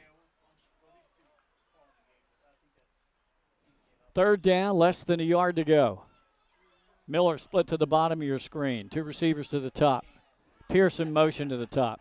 They give it to Young. He's got the first down as he crosses the 40 to the 39. Nice work. Just give it to the bell cow, right? I mean, Aiden Young does not get knocked backwards very often. Yeah, good blocking on the left side. Tackle Stanley and guard Culbertson. Hey, Culbertson, a freshman over there. Yeah. Getting the job done on a veteran line. He's the lone youngster. Yeah. Counting down to 4:15 to go in this third quarter. Darius Miller split to the bottom of your screen. Now he'll reset just inside the hash mark. I formation. Fake it to the first back. Run the option. Parson pitches it out late. Good pitch to White. Turns the corner, and he's bumped out shy of the 20. Beautifully executed. Did a great job, Parson did, of getting around the edge and then seeking out and forcing an outside linebacker to make a decision. They took him, and he pitched it perfectly. Yeah. Perfectly to White, who hit him in stride. Yeah. That's an 18-yard play. That's the longest run from scrimmage in the game for Lake. And now they are in business at the 21-yard line of the Wildcats. Double wing set. Pearson motion. They give it to Young. Slashes off the right side. Still running inside the 10. Spins into the 5. And he's in for the touchdown unless he went out. Looks like this official says he stepped out at the 3. That's the power run by Aiden Young. What a job by Young. And I'll tell you, if he doesn't step out of bounds, he's in. Off pure effort right there. That's another 18-yard carry. That one by Young to the 3. First and goal for Lake Forest. They're going to spread the D a little bit. Miller split to the bottom. That's Young to the top. White in motion. They give it to Aiden Young. Great one-on-one tackle made by number 32. That's Willie Williams, a sophomore. It's a great name, Willie Williams. I mean, that's an old school name right there. Yeah, Green Bay Packers back in the day. Really? He did a great job shooting the gap, finding Aiden Young, and again, he doesn't get knocked backwards very often. Yeah, Williams was able to do it. We got a nice tight on the field camera view here with Nick Halliday. They go Aiden Young, power on the left side, trying to push that pile. He might have got the yard back he lost on the previous play. That might be about it. Yeah, there's moving against that line. Stewart, Caceres, Nasir Thompson. I mean, those guys in the middle are just, they're loads to try and move off the football. Maybe they try and get wide here. This is 2-down territory, yeah. Glenn. They're marking him down at the 2. So he gained 2 yards there. And here's that tight angle camera looking right into the quarterback there. Option. They run the option. Parsons is in for the touchdown. Faking it on the belly play, the dive play to the fullback, and then Parsons taking it himself, his second touchdown of the night. That's just good play calling, right? Let's try and go. Let's go with the bread and butter up the middle, and then get this defense thinking that we're going to hit him in the middle, pull it, and run your option play. That's just good play calling there, and good touchdown, much needed touchdown there for this Lake offense. Finally on the board after cracking first. It was 18 unanswered by Howard. Yeah. Well, those 2 18-yard runs were huge. All right, the 2-point try. Parson. I don't think they got it again. Was that Young again? It was. It was Young, and he came up short. So neither team's been able to convert after a score. But with 2:34 to go, we got a new ball game. It's 18-12. Howard on top of Lake Forest. And now, right now, it looks like the offense has made some adjustments. The defense has got to catch up. Yeah, that's it. I mean, they need to stop. They haven't been able to stop this Howard offense now. 3 straight possessions practically. Yes. Scoring points here. So you're right, Glenn. They've got to come up with the stop, and if they do, I think that pushes the momentum right back into their favor, and we got ourselves a classic if that's the case. Well, Lake Forest was back and forth last week with Cape Henlope and finally losing by 2. Then they had that overtime loss to Red Lion Christian. Howard last week had that heartbreaking 1-point loss to Woodbridge. So these two have been involved in tight ball games. Now Lake's kickoff.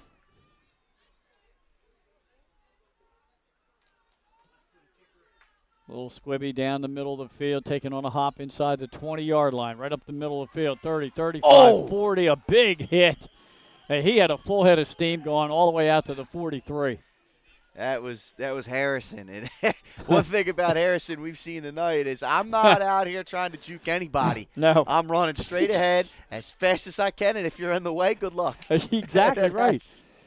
That's smash mouth football there. That was a couple of locomotives running into each other. And Ja'Kai Hodnett, the sophomore defensive back, credit to him. He stood in there unafraid and took that collision and came up with the tackle. All right. As Pat just mentioned moments ago, Howard has scored on its last 3 possessions. I formation, Bryant under center. Turns, second back through, that's Harrison. He got a couple of those. Oh, we got a new quarterback in. So Bryant didn't come back. We've got a new quarterback in there. It's number 13, which is Amir Anderson, junior. Okay. Well, that's not good news for Bryant. Hopefully the young man's okay. There's a lot of Amirs on this team. I'll say that. I think he's over there trying to get himself stretched out, Bryant, right now. But, yeah, let's see what Anderson can do here in relief. 2nd down and 8.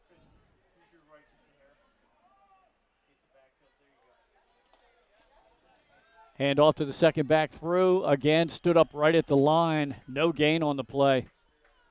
Good interior defense. Looked like number 52 in there first. Another player, that Raekwon Sullivan.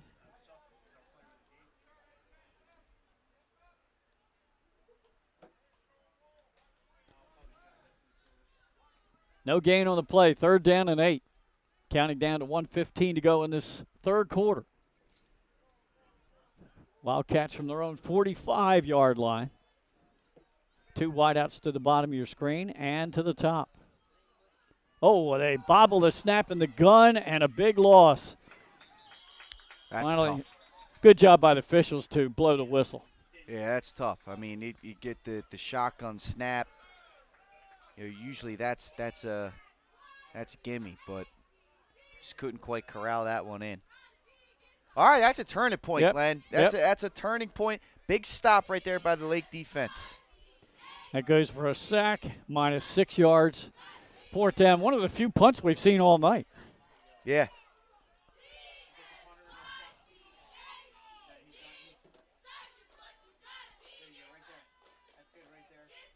Waiting the snap from center. Low snap, pulls it in. And there's the punt. Almost hit the blocking back. Good bounce for Howard all the way down close to the 20-yard line, and that's where Lake will get it.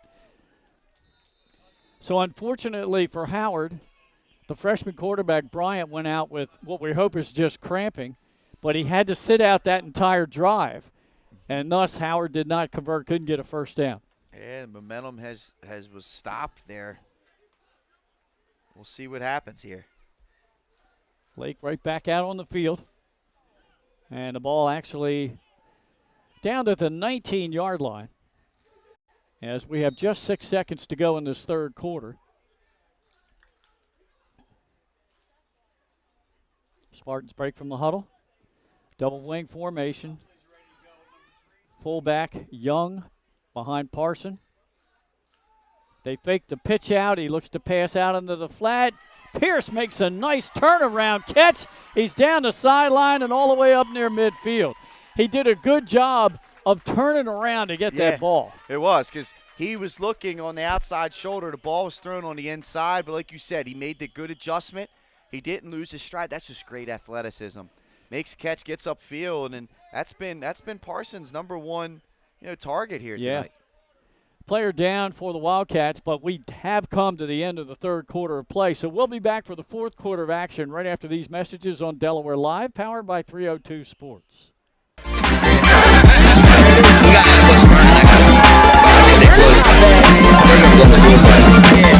quarterback for fucking Apple legit.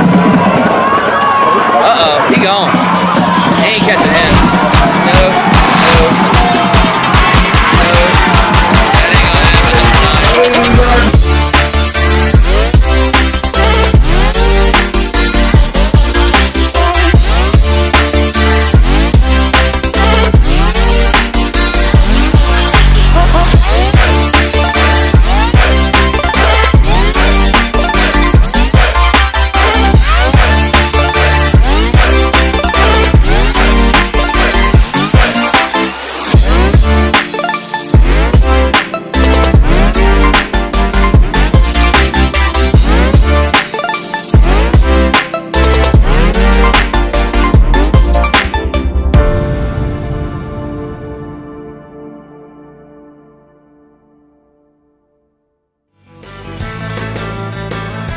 Welcome to Surf Bagel. Surf Bagel has served the community in Delaware for over 20 years, providing fresh, hot bagels, breakfast sandwiches, lunch sandwiches, wraps, salads, local coffee and smoothies, and our iconic merch. Welcome to Surf Bagel. We're stoked. All right, we're back to start the fourth quarter after a 34-yard pass play for Lake. Parson passes again over the head of the intended receiver, Darius Miller. Tried to get the hands up there and couldn't pull it in. And, that just happened at the end of the third quarter. So here we are in fourth quarter action. Oh, they let him run another play? They flipped the field. So we're here. Yeah, that's it. First play of the fourth First quarter. play of the fourth quarter. Yeah, Glenn. It's and we finished off. We left you off on the cliffhanger. We showed you those final top plays right there. Familiar face. Yes. Was on there at number 1 in Madry. Yes. That was a heck of a ball game. And he's been banged up a little bit tonight. He has, but Howard's found ways. They have found ways and have that 6-point lead here entering the fourth. Lake with good field position after that long pass. 2nd down and 10.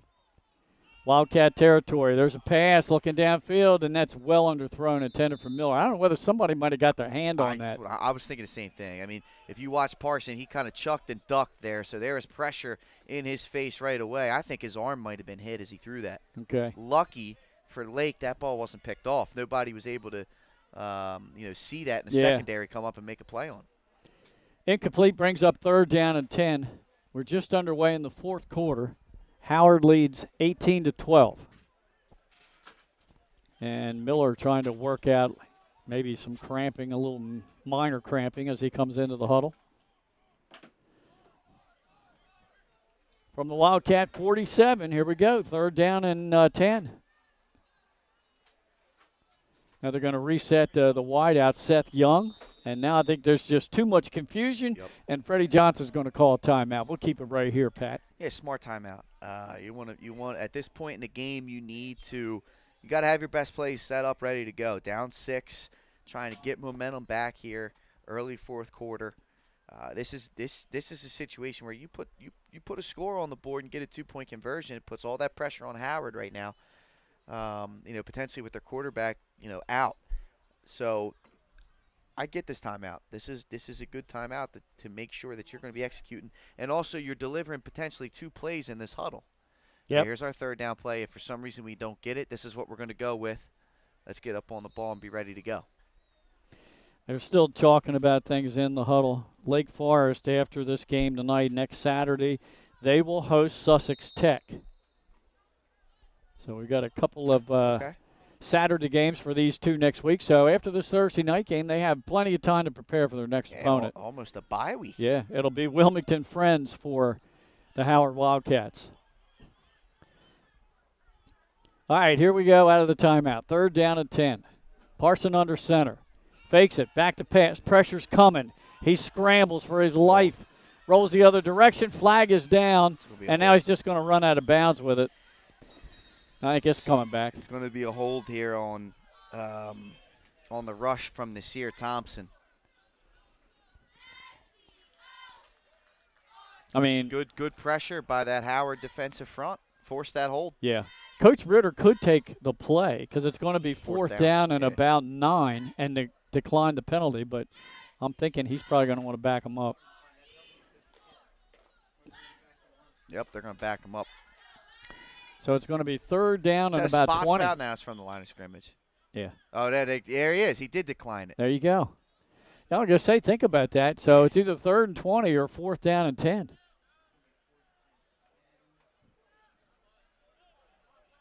Oh, they're going to punt it, Lakes. So they have 11:42 to go. Yeah. Lake trusts their defense here, especially with potentially a new quarterback still in there in Seth Young. Put your defense back out there, fresh off a 3 and out. Now keep this in mind too, Pat. Darius Miller's the punter. Yep. So if they got any kind of fake in the playbook. Right. You are right, Glenn. We'll see what happens. There's the snap back to the punter. Pressure coming. Good high punt. Wow. Look at hang time.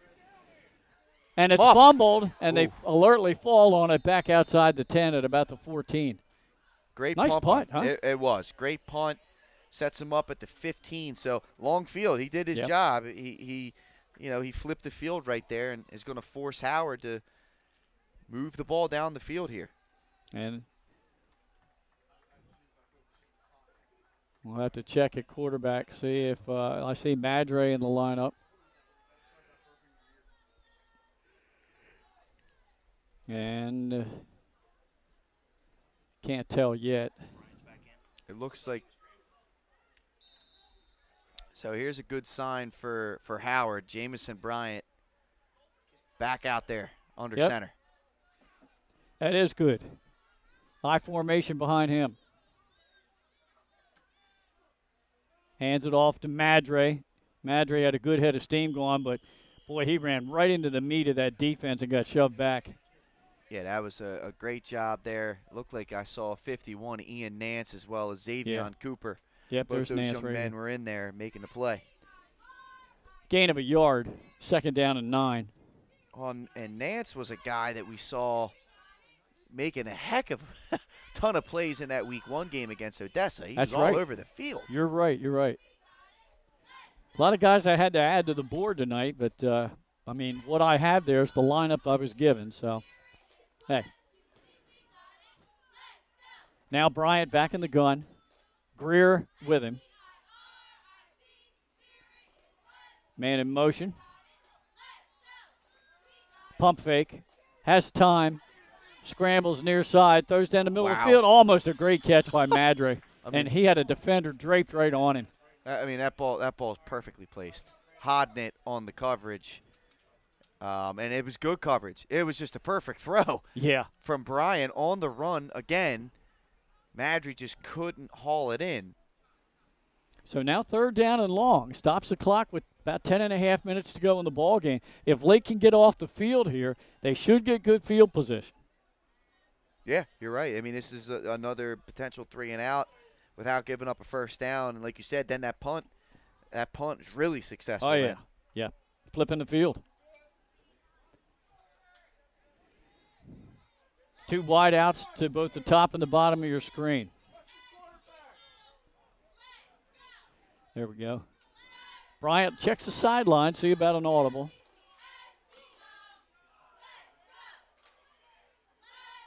Takes a snap, runs near side, throws into the near flat, completes the pass. Boy, loose coverage over there. And tackled out of bounds at the 25. I think just shy of the 1st. Oh, if he's at the 25, that's close.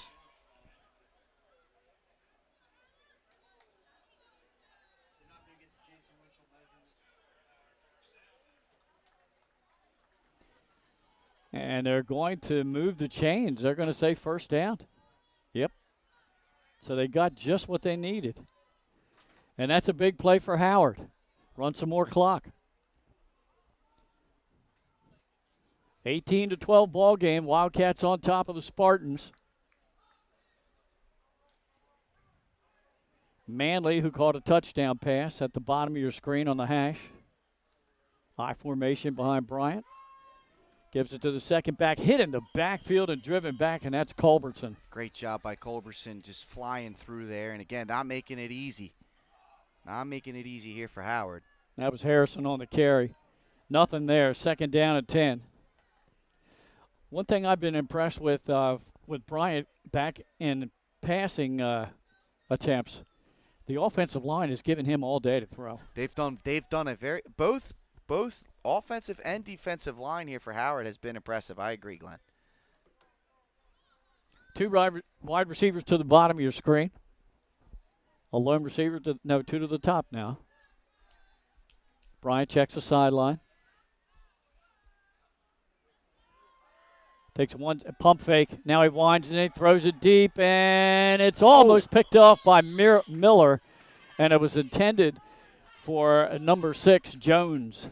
Yeah, it was a little underthrown there. That's the first, perhaps, missed throw we've seen, and he's lucky Miller didn't come away with the pick. It was really great coverage right there. Miller, step for step.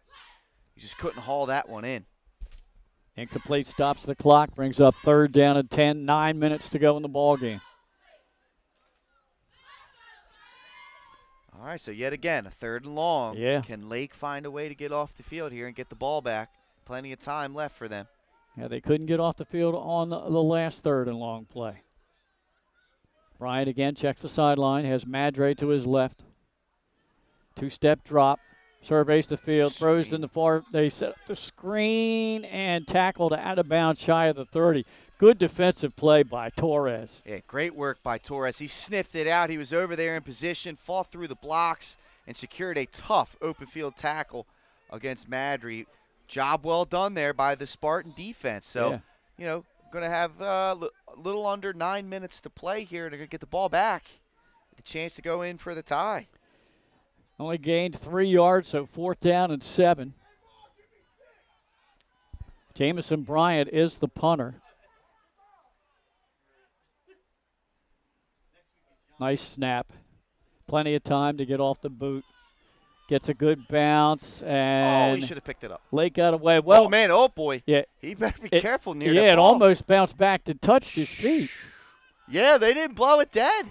You're kidding me. They didn't blow it dead. I think they're going to.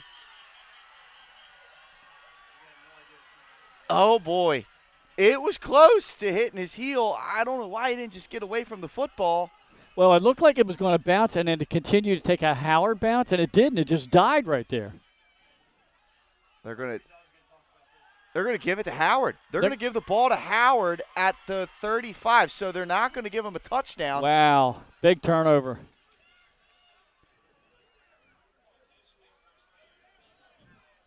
How about that? That's just not a That's just not a heads-up play right there, and that's going to be one that Pierce is going to want back for sure. Wow, what a momentum-flipping play right there, Glenn. That's a huge play in this game. 8:31 to go in the game. And Howard has it at Lake Forest 35-yard line. After the return man just did not allow for that ball to take a bounce toward him. Wow. That's one you don't see very often, Glenn. Bryant under center. Second back gets the ball. That's Madre, crashes into the line, and he will go down about at the 30. And if you're Howard, this is 4-down territory. And it looks like there's a player down for Lake. Let's see if we get a stoppage here or not. No, it doesn't look like we will. But, I mean, you can essentially run another 2 minutes off this clock. Yeah.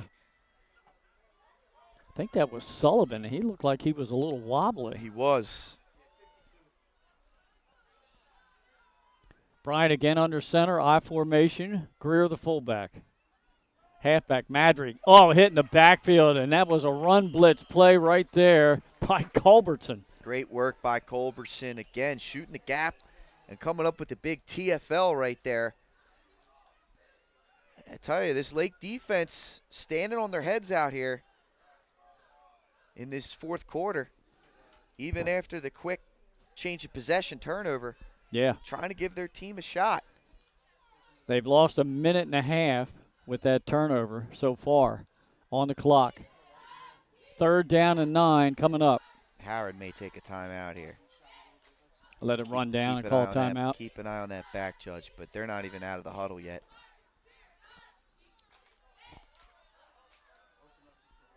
Whitehead just motioned to the sideline.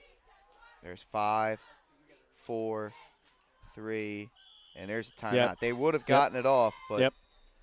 Coach Ritter wants to make sure, and I don't blame them. Make sure you've got the right. Make sure you got the right play here. Continue to work some clock, I would believe. It looked like they were set up to pass, though. Yeah. And I mean, Jameson Bryant's been great throwing the football today, so it's not. He has. It's good to see him get back out on the field. It is. So the stoppage with 6:57 to go in the ball game. And we have a 3rd down and 9 coming up out of this timeout. Ball at the 34 of the Spartans. Still plenty of time again if Lake Forest can get off the field and get a stop and try to tie this thing up. But, boy, they lost some valuable time with that punt muff. It was just a fascinating play to watch because, I mean, Pierce just kind of stood there as if the ball wasn't close to him. I mean, that's a blatant poison call. If you're not going to first I thought he was going to catch it out of the air. Right. But once you decide that you're not, you got to get away from that football. Don't even let it a chance the official thinks that it hits you. All right, Bryant's in the gun, flanked by Madre. 1-step drop. He throws the ball. Oh, nice breakup by Miller. Little bit behind the receiver on the throw, Benson the intended receiver, and because of that, Miller was tailing him perfectly and perfect positioning to knock that ball away. Good deflection to force the 4th down. 4th down and 9. That'll stop the clock with 6:51. Now, do you want to punt here and try to pin them deep like a coffin corner kick? Looks like they're just going to go for it. Yeah, I like that. I would go for it. Empty set. Trips to the top of your screen. 2 receivers to the bottom. Maybe a screen here. 2-step drop.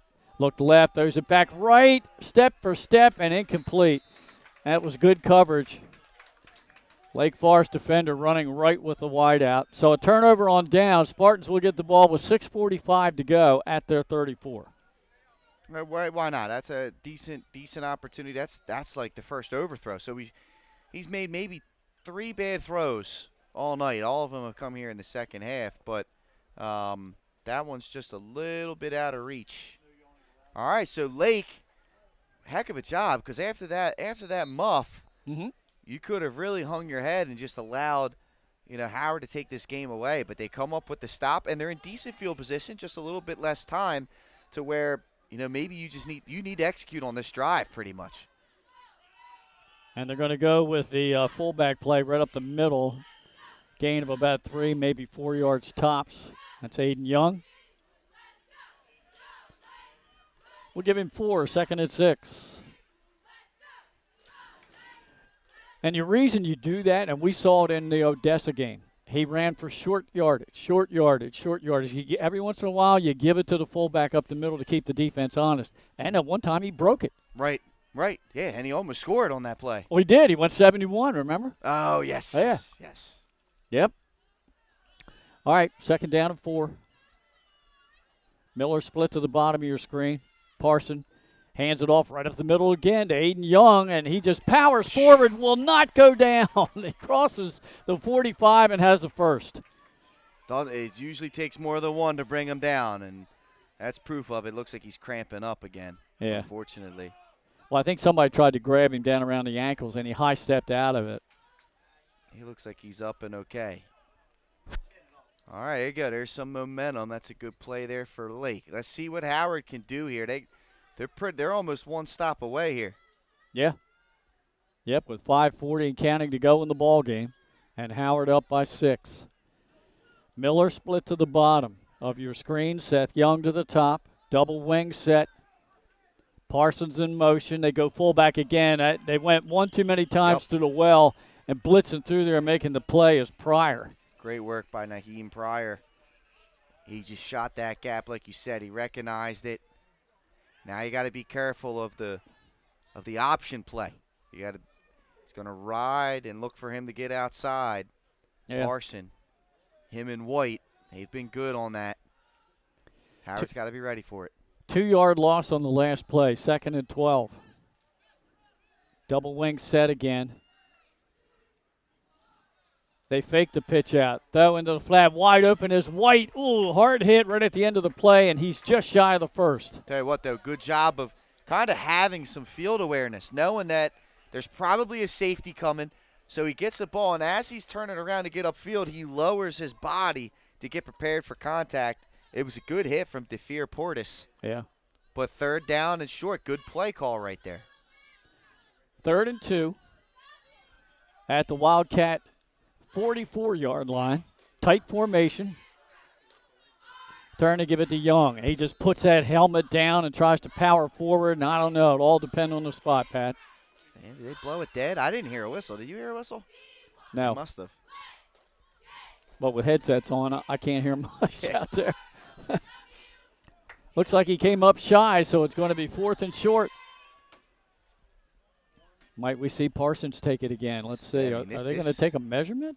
There's 2 timeouts left for Lake. I mean, this could almost be the game if they don't get this. I think you're right. It's a big drive right here for both teams. You can see they got about a half a yard. They got to get to that 42. Yeah. And they're at about the 43 and a half right now. Seth Young splits to the top of your screen. I just QB sneak this. Double tights. Parson takes it himself. Put the head down. He got it. And he should have the first just inside the 42-yard line.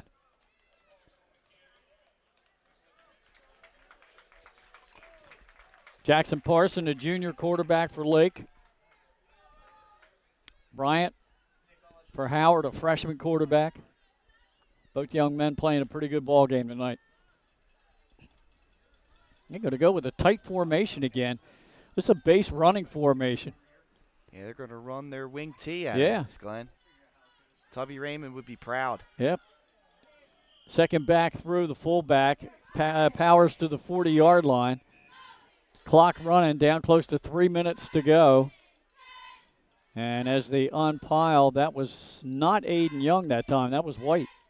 Yeah. A little slow to get up. Parson hustles in with the play from the bench. 2nd down and 8. Clock running.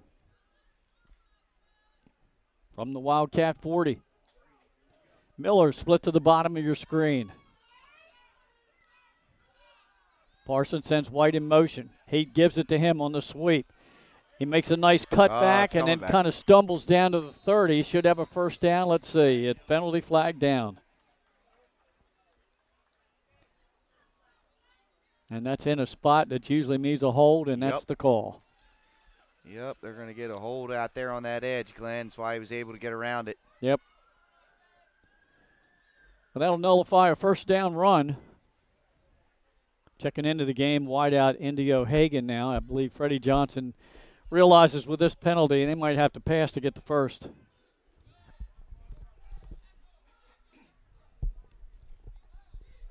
Aiden Young also off on the sideline. Ball at midfield.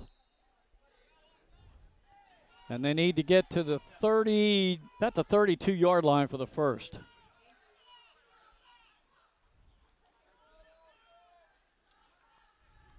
Miller. Split to the bottom of your screen. Hagan in the slot. Parson in the gun. Rolls near side. Pressure's coming. Steps up and just throws it away. Oh. And there's a flag, late hit. Yeah, just not a smart play. It's going to be an automatic first down. Yeah. I hope Parsons okay, because that sounded like a bone-jarring hit. I misspoke. It's not an automatic first down, but let's see. Two officials are talking about it just off the Lake Forest sideline.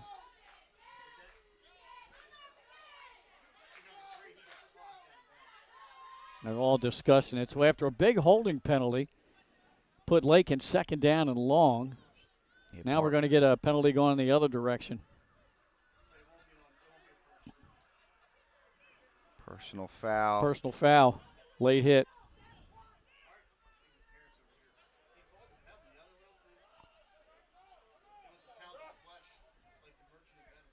They got to mark the number down of the player on the personal foul like that. Right. They got to write that down.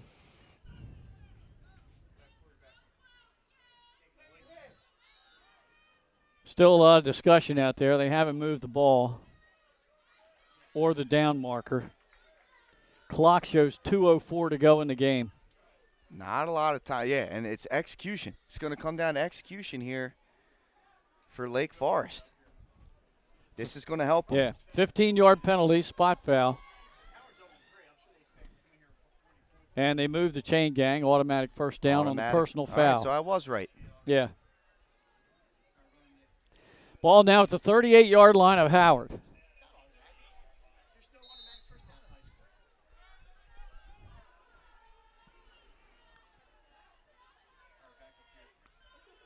Parson right, so had new life here for Lake. Yeah. Parson had the play. Now he quickly runs back off to talk to Coach Johnson, now back in the huddle. Got to watch that back judge. He's already showing what? The hands up in the air. Two wideouts to the top of your screen. That's Young and Pierce. He rolls that direction. Parson does. He throws out there near the sideline, completes the pass down inside the 30 at the 25, and then getting out of bounds. What a job. What a throw. And he took another hit. So was that Pierce? That was Pierce. Hits him in stride. Heck of a job. Good out route. That was. Parson. Poor Parson is just getting smoked out of here, man. Yeah, there's some hard hitting going on out here, that's for sure. 13-yard pickup. New set of downs at the 25. Just under 2 minutes to go in the game.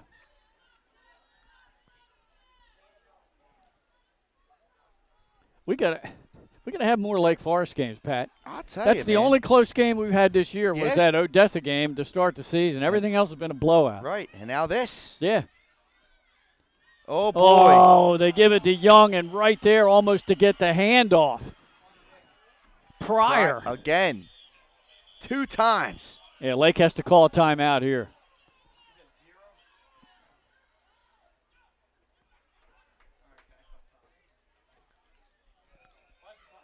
So 1 timeout remaining.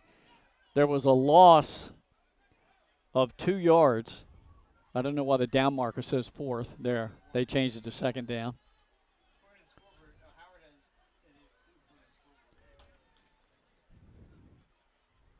Don't forget our 2 live streams tomorrow night, the free live streams. We will be in western Middletown as the Apo Jags, undefeated at 3-0, take on the 1-2 Smyrna Eagles. The Jags and the Eagles, a battle of top 7 teams in our Super 7. And then Benny Mitchell will have the Woodbridge Blue Raiders, who are undefeated and ranked in our Super 7 in Class 2A, as they take on Sussex Central at the Castle. And the Golden Knights, we have number 2 in our Super 7 in Class 3A. That's tomorrow night. That'll be a fun one, Glenn. Always is. And I'll tell you, this Apo team, I'm really excited to see them. Really, really excited to see them. All right, here's the second down and 12 play. Parson under center, Young behind him. Fakes it to Young. He's back to pass. Middle of the field and in and out of the hands of Pearson, incomplete. And he was wide open. Yes, he was. He's going to want that one back. The entire secondary took the deep routes. And not only was Pierce open, he had a lot of room to run. A lot of room to run. Now let's see what they dial up now. It's third down and 12. $1:42 to go in the game. Ball on the 27 of the Wildcats. Howard leads by a touch.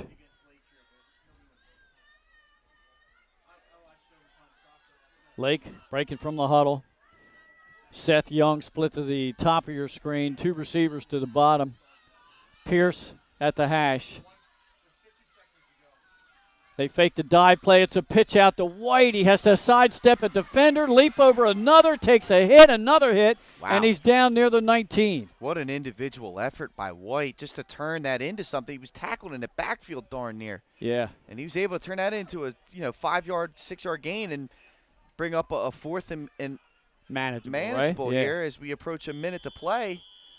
Another timeout taken, and that'll be the final timeout for Lake Forest. 1:16 to go in the game. Out of this timeout, it'll be 4th down and about 5.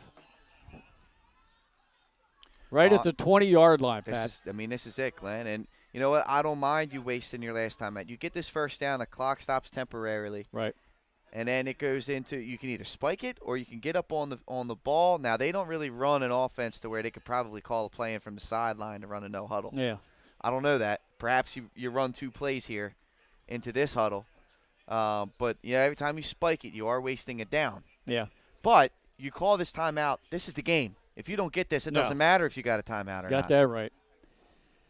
So it comes down to this, the ball resting just inside the Howard 20-yard line. 4th down and 5. They need to get to the 15. Break from the huddle. All right, let's see what they got. This has got to be your best play right here. Yep. Miller split to the bottom of your screen, White to the top. Parson under center, brings Miller in motion. Lineman moved. They moved up front. 4th Yep. and 9. Going to make it 4th and 10 now.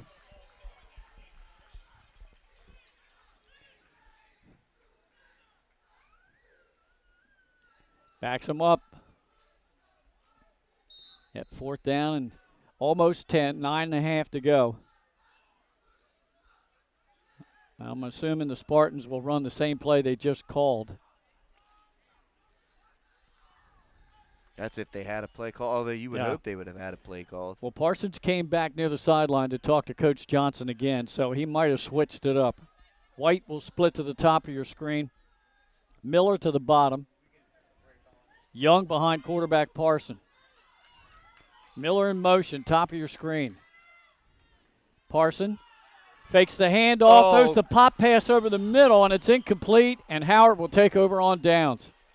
That's gonna do it there. Right there is just a miscommunication. Pierce sat in the zone, which wasn't open. Yeah. And Parson was assuming he was going to continue downfield, which was probably the right call. If they were on the same page there, that's an easy first down. Now, somebody was in the deep route. I think it might have been Miller that was running straight down. So we've got 1:11 to go with the stoppage and a change of downs. I guess someone can go down there, right? Yeah.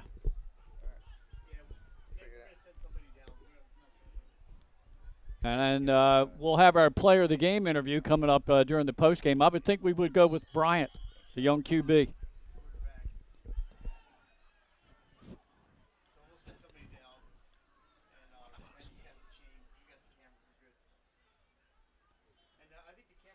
Heck of a job there by Howard. Yeah. What a game, Glenn. you give up a long kick return, a touchdown, you fumble the ensuing kickoff, and you could have been staring, 13, 14 nothing in the face before you could blink. And they just kept their composure and just found a way at the end there.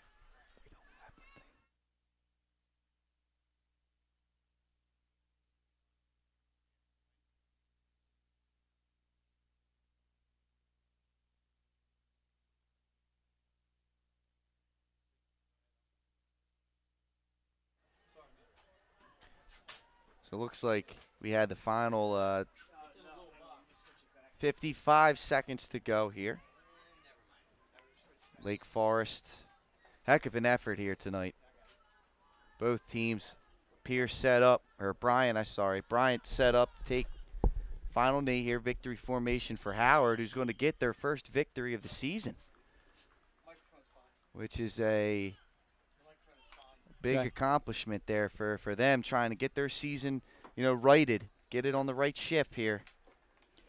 All right, so both teams scored a touchdown in the third quarter, and then that's going to be it. No scoring in the fourth. Has another knee coming up here, 33 seconds and counting to go. Lake Forest will fall to 2-3 on the season with this 18-12 loss. Howard gets their first win, as you mentioned, and they'll improve to 1-3. All right, we're going to step aside. We'll be back with the post-game show right after these messages on Delaware Live, powered by 302 Sports.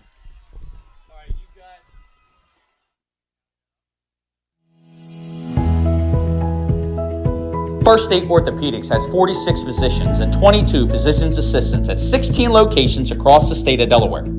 We provide both surgical and non-surgical treatment for a variety of orthopedic conditions, are specially trained in current state-of-the-art techniques. We serve as team physicians for over 20 high schools, Wilmington University, and many local recreational and competitive leagues. Our doctors are readily available to all local emergency departments, medical aid units, and urgent care centers for consultation and treatment. Give us a call today at 302-731-2888 or visit us online at firststateortho.com.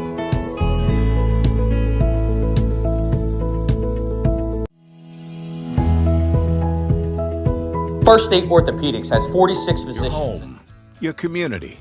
It's not just where you live, it's where you belong. At Dover Federal Credit Union, we understand what it means to be local. We started here, and we're not going anywhere. We're as local as it gets, and we like it that way. We're not just a financial institution. We are the local credit union that you can trust. Local people, local decisions. Dover Federal Credit Union. Your home, your community. It's not just where you live, it's where you... Signs, banners, and promotional items that can help your business stand out from the rest. Looking for an excellent way to convey a professional image? Customized promotional products are the perfect way to target new customers, increase employee retention, and boost your brand awareness. Let the professionals at Cassidy Graphics bring your advertising ideas to life. Give them a call today at 302-326-2412. Again, that number is 302-326-2412. Again, Cassidy Graphics brings your advertising ideas to life. Wraps, sign.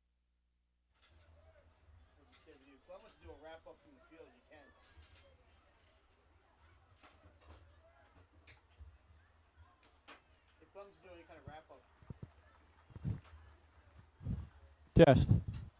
Say, come a little closer. It's popping. Test.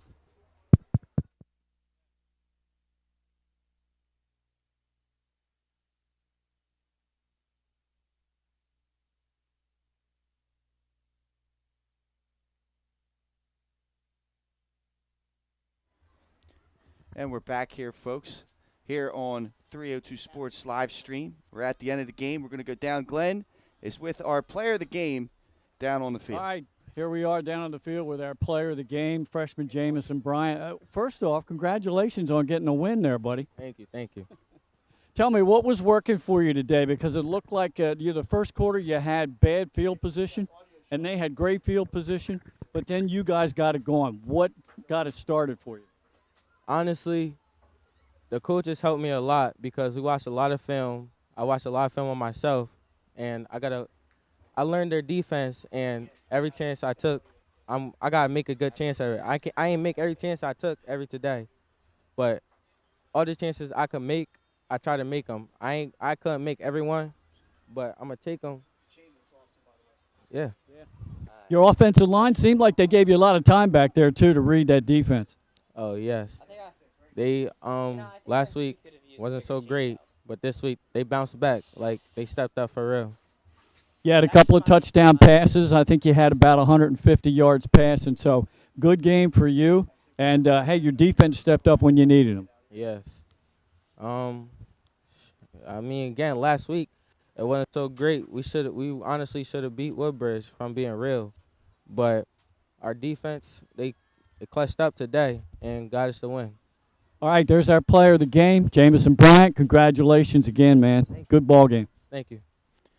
Back upstairs to you, Pat. Sounds good, Glenn. Sounds good. Yeah, heck of a job there by Brian. He was tremendous all night, making big-time plays, throwing the football on the run with extreme accuracy. As Glenn said, he totaled around 150 yards through the air. On the ground, it looks like Lake rushed for 169 yards. Looks like Howard rushed for about 108. It was a tremendous all-around performance. Both teams, 5 touchdowns on the night, and no two-point conversions or extra points for an 18-12 final. And that final score is presented to you by Dover Federal Credit Union, voted an 8-time First State favorite credit union. You can bank with a winner when you choose Dover Federal Credit Union. Second half scoring here tonight. We'll start at 7:42 mark in the third quarter. It was a Howard 34-yard pass from Bryant to Benson to bring it to 18-6. That extra point was failed. And then 2:34 to go. Lake trying to claw their way back into this. It was a 2-yard run by Parson to bring it to 18-12. Run failed. And then we had ourselves a good old-fashioned run fest here in the fourth. A lot of clock being chewed. No scoring to bring us to that final of 18-12. Thanks to both coaches here, Freddie Johnson and Dan Ritter. And it's a tremendous work by both those guys, giving us player information as well. So it was great. Thanks again to them. For the entire 302 Sports crew, as well as my broadcaster, Glenn Frazier, who's down on the field right now, I'm Pat Garianis. Once again, final score 18-12. Thanks for watching this free live stream on Delaware Live, powered by 302 Sports. We'll see you tomorrow night, folks. It's going to be a good one. Smyrna and Appoquinimink in that one. We'll see you then.